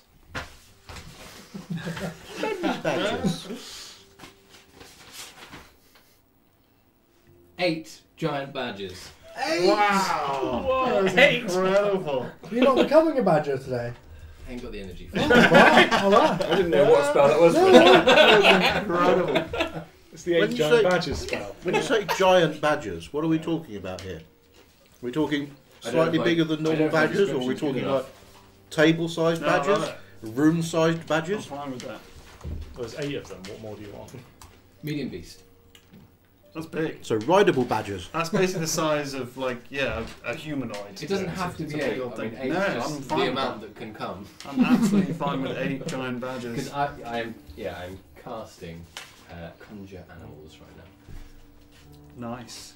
Right, Love okay, it. right. Let's go! And what are you going to do with this small army of badgers? I'm just going to ask them very nicely. First, I'm going to just like, what are we doing here? We're digging 3 holes in this shallow valley that we can put explosives in to blow up for your I have a sneaky suspicion that we're not going to have to announce who we are. I'm going to ask them very nicely to organise yourself into groups of 3. That might be very hard. Yeah. They don't have to be even. 2 of them just run away. You guys look small. You can be a bigger team. 3 holes, please. They absolutely will do that for you. They'll separate into 3 teams. They seem unsure about this, and they keep swapping in between teams until they settle on 2, 2, and 1. And they dig 3 holes, and they're lovely, lovely holes. You've never seen a hole quite this good in all your life. But they're evenly spaced in a line, presumably. in a chevron. Chevron, I like it. It's chevron towards the tree line, Yeah, presumably, yeah. And they're placed equidistant from one another. Yeah, and they digs all those holes. Will these badgers fight for you? Oh. Felix is going to signal to the halflings, come on boys, get him in there. If he's not looking, double up on your barrels. While you look around, Jammy's just sat on one of the barrels Yeah. smoking his pipe. It's Yeah. kind of like, Jammer, come on. yeah, The holes are ready. he just taps it off the side of the barrel. puts it back in his pocket, and then they do carry these barrels. They're huge, and they're obviously really struggling with them, and they pack them down into these holes. They fit perfectly, probably a foot below the. He's going to instruct that when they refill the holes with dirt, to mix it with some of the powder, so that it'll easily light. Cool. Jamie looks at him like, No? it's probably not a good idea to crank these open. Oh, okay. Yeah. I mean, We can maybe stick a fuse on it. how are we going to hit? What kind of range is that? How are we going to hit? Or maybe just dry grass. I mean, that'll go up. About a trail, a little trail. Oh, I know nowhere near there at the moment. Yeah, he's thinking it in his head, and he's like, "He's showing onto a crack What at would open." Malcolm do? Oh, you want explosive powder? Yeah. He just puts his hand in his pocket. You like this? Oh, that's perfect. Yeah. He just wants some of this Just on the spread top. some of that on the top, so it's going to be easy to hit with a Yeah, flaming arrow. we can do that. Thought on you. Can I ride one of these badgers one day? Whispers You're a in dog. one of their ears. In what sense are you talking about riding this badger? Like That's a t-shirt. a galleon hero into combat. What were you thinking? We'll talk about it later. If our needs must. Okay. This is and he's gonna stand with his sword over his shoulder at the 3 holes in the ground being buried these in, and he's just gonna look real happy with it. Awesome. This is gonna work great. Does the badger ask if he can write? The badgers are very obedient. They just sat there. I'm giving them all a little stroke because I'm not using and abusing them. As that happens, Treat well. you hear this war drum going off. It's like a repeated single beat over and over again. It's very loud. You can kind of hear it. And as you hear that, you see people coming out of their tents, and they're kind of obviously moving up towards there. And Jamie kind of looks up and looks at the rest of you guys, and kind of looks around. So, that normally means Bandor's got something to say, and I really hope he's got nothing to do with these barrels. Can you leave one of your guys with a longbow, just in case, to watch this? They wouldn't know how to use a longbow. It'd be bigger than they are. Can Short they? bow maybe. Crossbow. Crossbow. Does the bow matter? As long as it's got a flaming point on it and it can hit these barrels, it's fine. Oh, sure. Pretty much everything we use can be set on fire. I believe you. We better head on and go. What's going on with this drum? Okay. I'm going to bring Banamon with me, the lead badger. Nice. Love that. Love that. What's his name? Banamon. Banamon. The rest are going to stay obediently by the holes because they're waiting to fill them in Sure. when Nice. needed. Thank you. The lead. It's going to be a big hole to fill it in a minute. Cool. Marvellous. So you guys are heading up. The party congregates around this statue to void, this kind of obsidian, roughly half-moon crescent shape.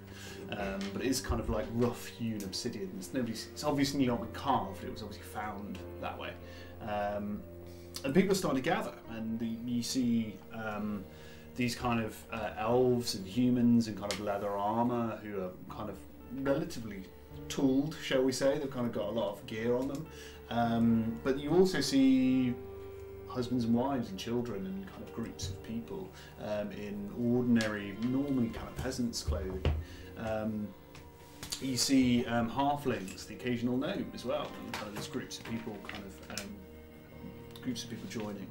And around this drum you have Bandor, and you also have Not joining as well, and you notice there's a clearing been made for you also. So presuming you are all going to stand with them and you're not going to hide under a bucket somewhere or go anywhere else, you'll be stuck with them as well. Has everyone kind of agreed with that? Yeah. Felix will probably stand with the halflings. Cool. Yeah, the halflings will emerge, and they're kind of like skulking around in a group a little bit. But a small clearing is made for them wherever they stand. So yeah, definitely. Nobody wants to get too close to. Yeah, thoroughly. So are you with your fellow adventurers? I think so. As people start gathering, Bandor stops banging this drum and he looks out and says, "How wonderful of you all to join us. It's with an absolute great pleasure that I have something different for you today. Something that hopefully is what we've all been waiting for, and hopefully will help us drive what it is we're going to do next, and how it is we're going to see this thing through, and how it is that this group of people stop just being a random assortment of unwanted members of the Elven Kingdom and became something more. And for that, some of you will notice that I made a good friend recently in this fellow here, Malkin. And Malkin's got something he'd like to say to us all. Please, Malkin, go ahead. Everyone turns and looks at you.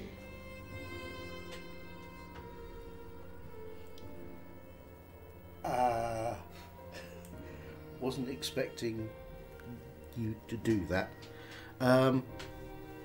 It's your story to tell. Come on. Okay. A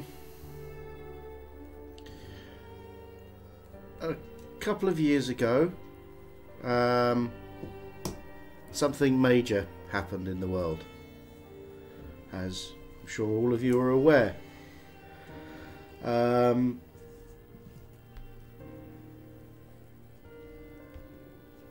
And myself and my two companions here will witness to that event firsthand. There's a lot of whispering in the crowd that sort of comes up. When you stood close to the halflings, you hear one of them whisper to one of the others, "You're talking about the depths of the void now." Yes. Listen anyway. Jeez. We witnessed firsthand the death of Void. We were there.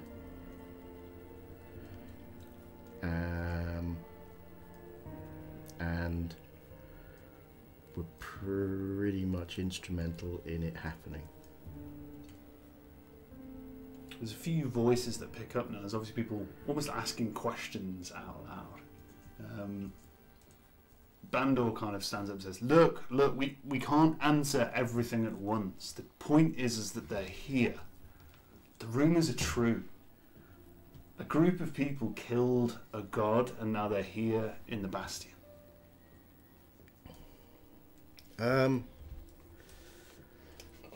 Elantrix is going to cast message as quietly as she possibly can and just whisper, and it will come through as a whisper in your mind, Malcolm.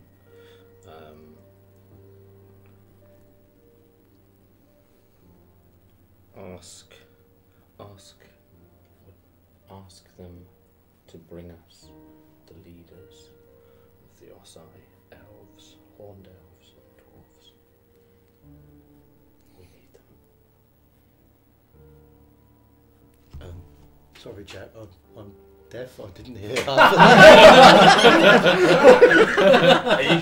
I heard as much as ask them to bring. Comically, I'm deaf in my right ear, so that's why I sit to the right of you. Bring them, the leaders of. Bring us, the leaders. That's what you want me to say. Of these people. That's what she's asking you to say. Okay. Feel free to read. So we stand before you. I don't quite know what you expect us to be, what you expect of us.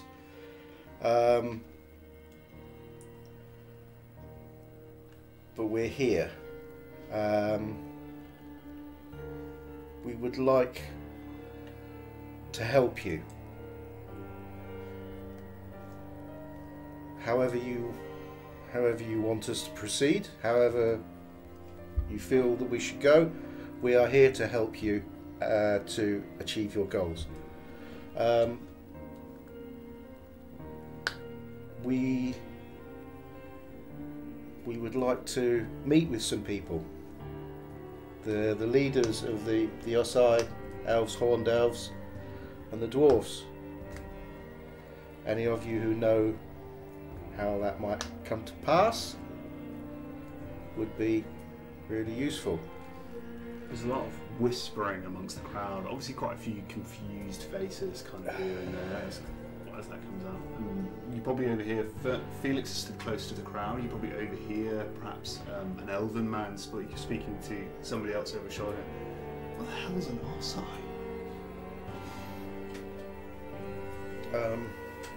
I'm not very good at speaking like this. Elantrix is going to pull Zolan forward. I've got you by the arm. Going to pull Zolan forwards. Oh. She's going to whisper down to him.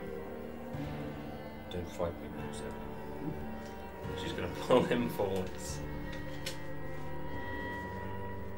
These 4, she's including you.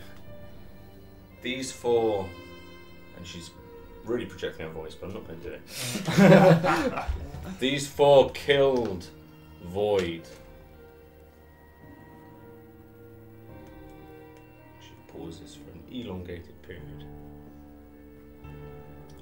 I'm one of the augurs of Nell. Did you hear the bell? The great Nell. They all start nodding, kind of looking. Any of you know what that means? Not really a response. There's a few murmured whispers, but that's it. You do hear somebody kind of murmur in the background. Doesn't it something to do with the end of the world?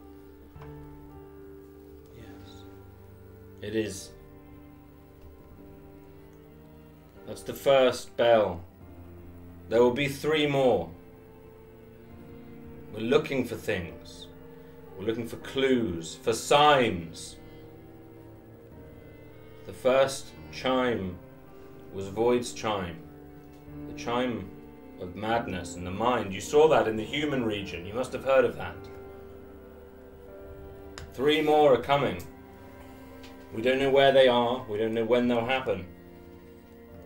But the augurs and us, we're looking for that. We're listening for it. We're trying to find out when they will happen. And when they do,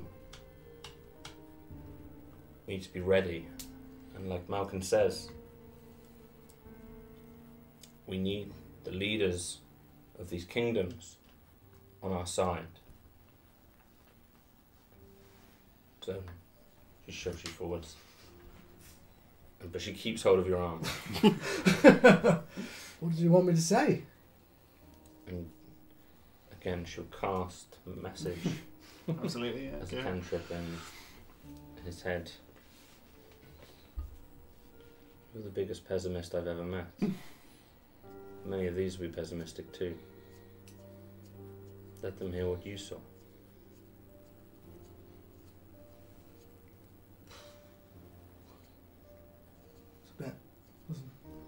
I'm not a fan of being up in front of the crowd, seeing everybody. Not the Not a public speaker, I don't think. But I think Zolan, yeah, he'll be honest to the crowd and say that I was there. It is true, and if there's one thing to take away from all of this is that I personally believe that there are no heroes amongst us, and none of us were looking for this trouble, but nonetheless we were put into this situation. Basically have spent months and years trying to survive, and we did survive. And in that survival, by some chance, we've eliminated what we believe to be Void. Extraordinary actions can happen from ordinary people. We are ordinary people. We were an average thief and a con man. We've had somebody deserting from the army and living in a bushwhack for years with a couple of mental people, and Thorin has never left his cave. Not his cave, his forest. He's only left because he's got a weird plaguing rash across his face that he wishes to cure. It's not like just... To be honest, we are ordinary people, and yeah, we were witness to something extraordinary. But pay heed that it will not be roses. We've definitely lost one person along the way, and a second is missing. you know, We've lost other friends too. We've Other lost- people we've met. yeah. Jingo. I want Jingo to be in the Halfling Defence Force. I'm hoping he ends up there. Halfling Defence Force. Yeah.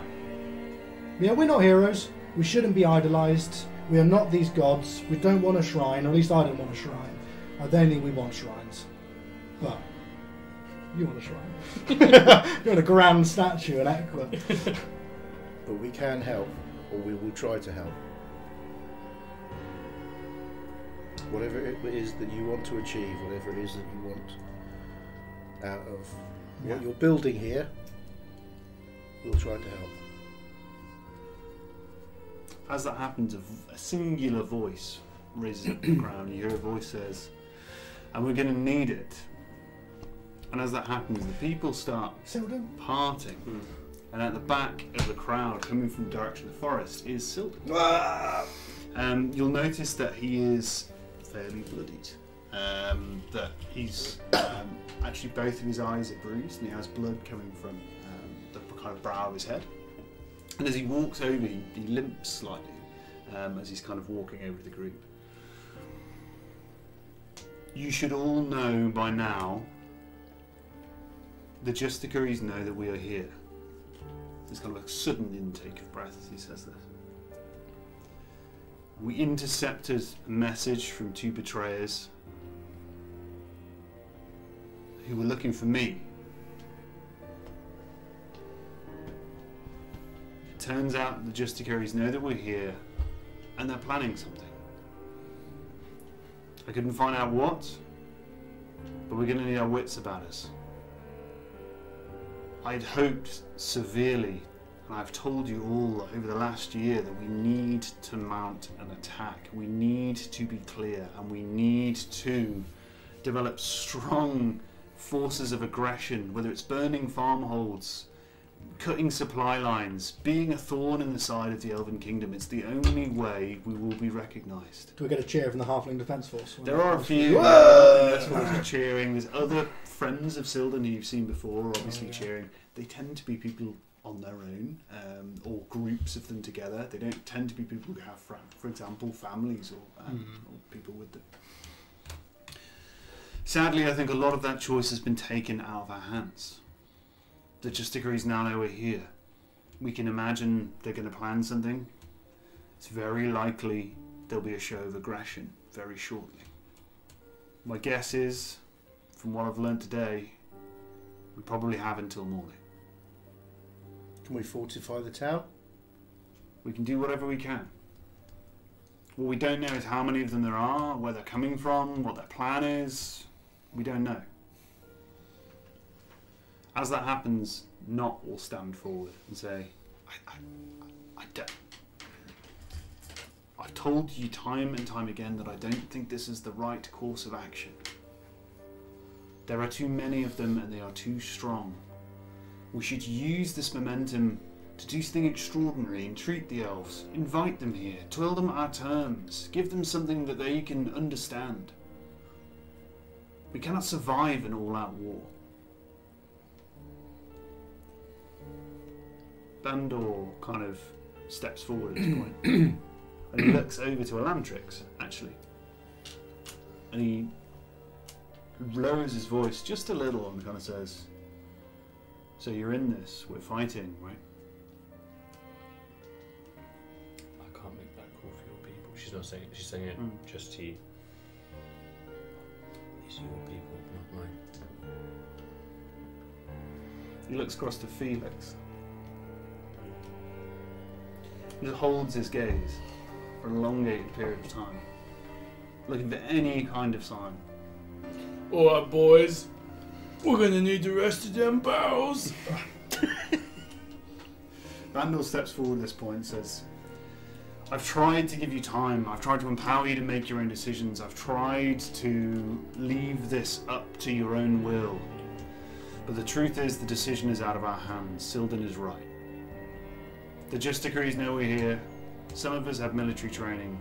We need to fortify the Bastion and be ready for anything they throw at us. I think there are certain things we could have learned that we don't know. We don't know where they're going to come from, how they're going to hit us, what their plan is. But we do know they're planning something, and that's not nothing. And come on, we have the guys who killed the god on our side. With that, there is a huge sign of applause, and everyone starts cheering and kind of applauding what Bandor said. You'll notice if you're really looking, there are groups of people who are frankly terrified, and a little bit worried, particularly those with families and kind of groups. Those that are standing near the halflings. Those who are standing near the halflings. Bandor looks. Barrels. All the barrels. Bandor looks out across the crowd and looks over to each one of you. Looking, he has this kind of stalwart look, but just behind his eyes, you get this sense of wanting support and needing some kind of support in this. But it's only there momentarily, and then he kind of goes in. He turns around to a couple of people, particularly Sylvan, says, I want you to give the people as much help as they can fortifying the Bastion. We need to equip as many people as we can with arms. We need to start training immediately. If this is going to happen at daybreak, then we need to know what we're up against. Sylvan, you need to tell me everything you know, and we need to disseminate that information as fast as possible. And he turns around to you lot, and people have started disseminating, they've started moving, and he turns around to you lot and says, so, what are you going to do?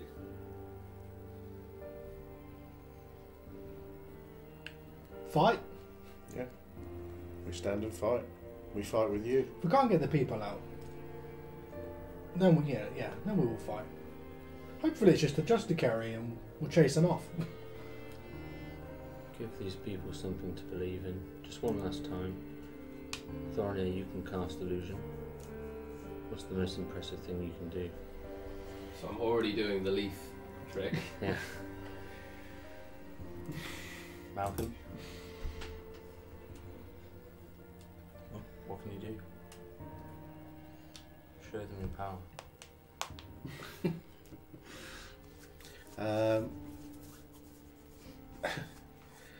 I will. Should say the same thing to you two as well. Start thinking. I will just stand there and I'll lean in close to Bandar and raise his hand up. And in the other hand, it just starts to glow. We fight. People We start defend applauding. our town. Your town. People start applauding and cheering. Thorny's gonna look up. Some like lightning's gonna come out of his eyes. Up at the sky, and then this. Fuck off. Bear is just gonna form out of lightning and crystals. It's gonna engulf everyone. in its Amazing. presence. And everyone's gonna just feel, really kind of strong. Amazing. They're gonna get plus all sorts on their just feeling strength. Nice. Love it. I love it. And also Bannerman's gonna roar like a. Yeah.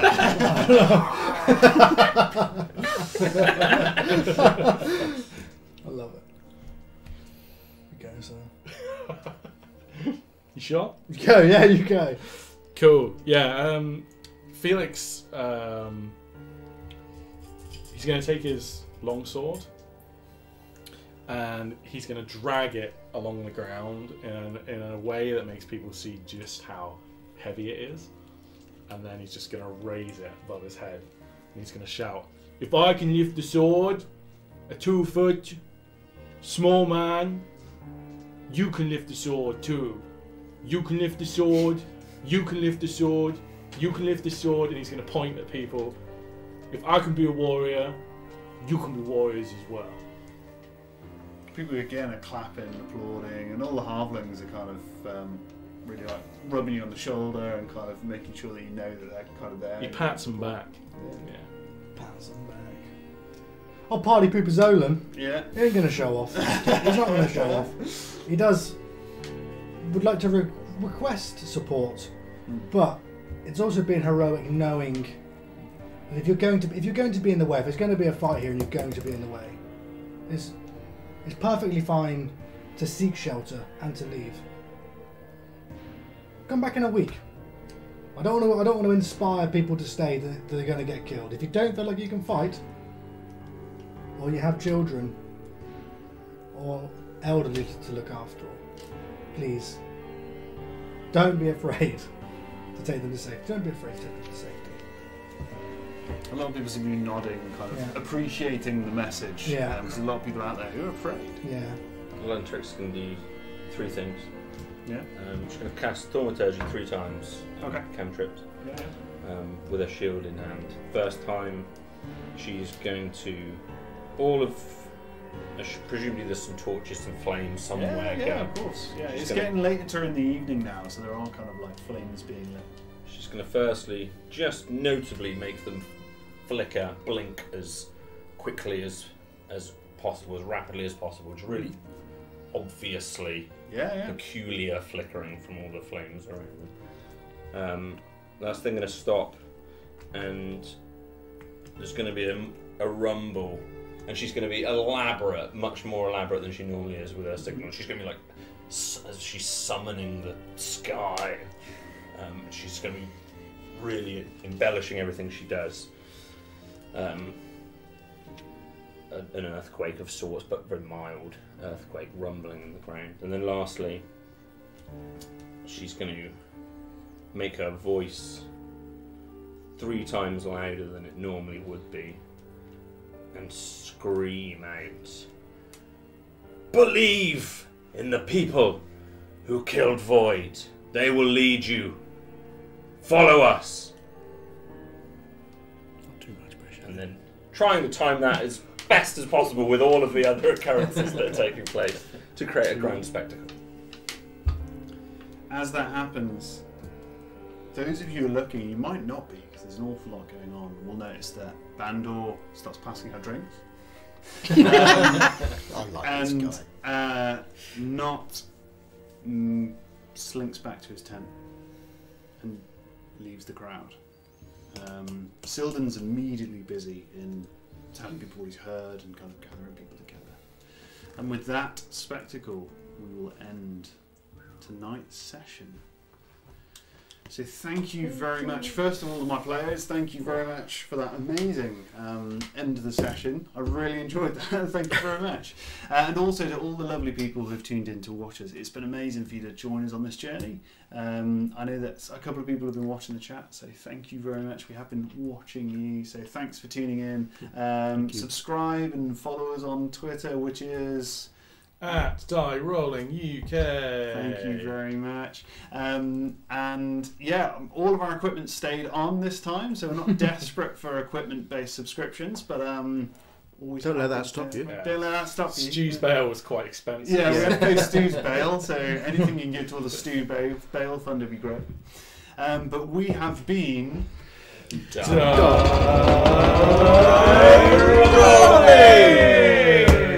Marvellous.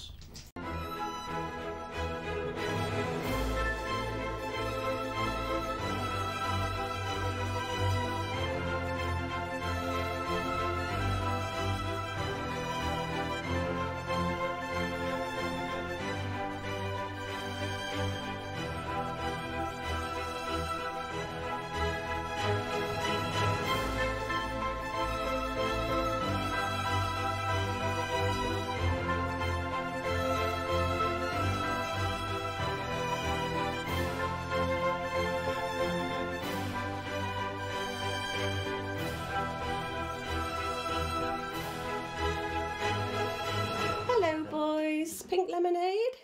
Mom!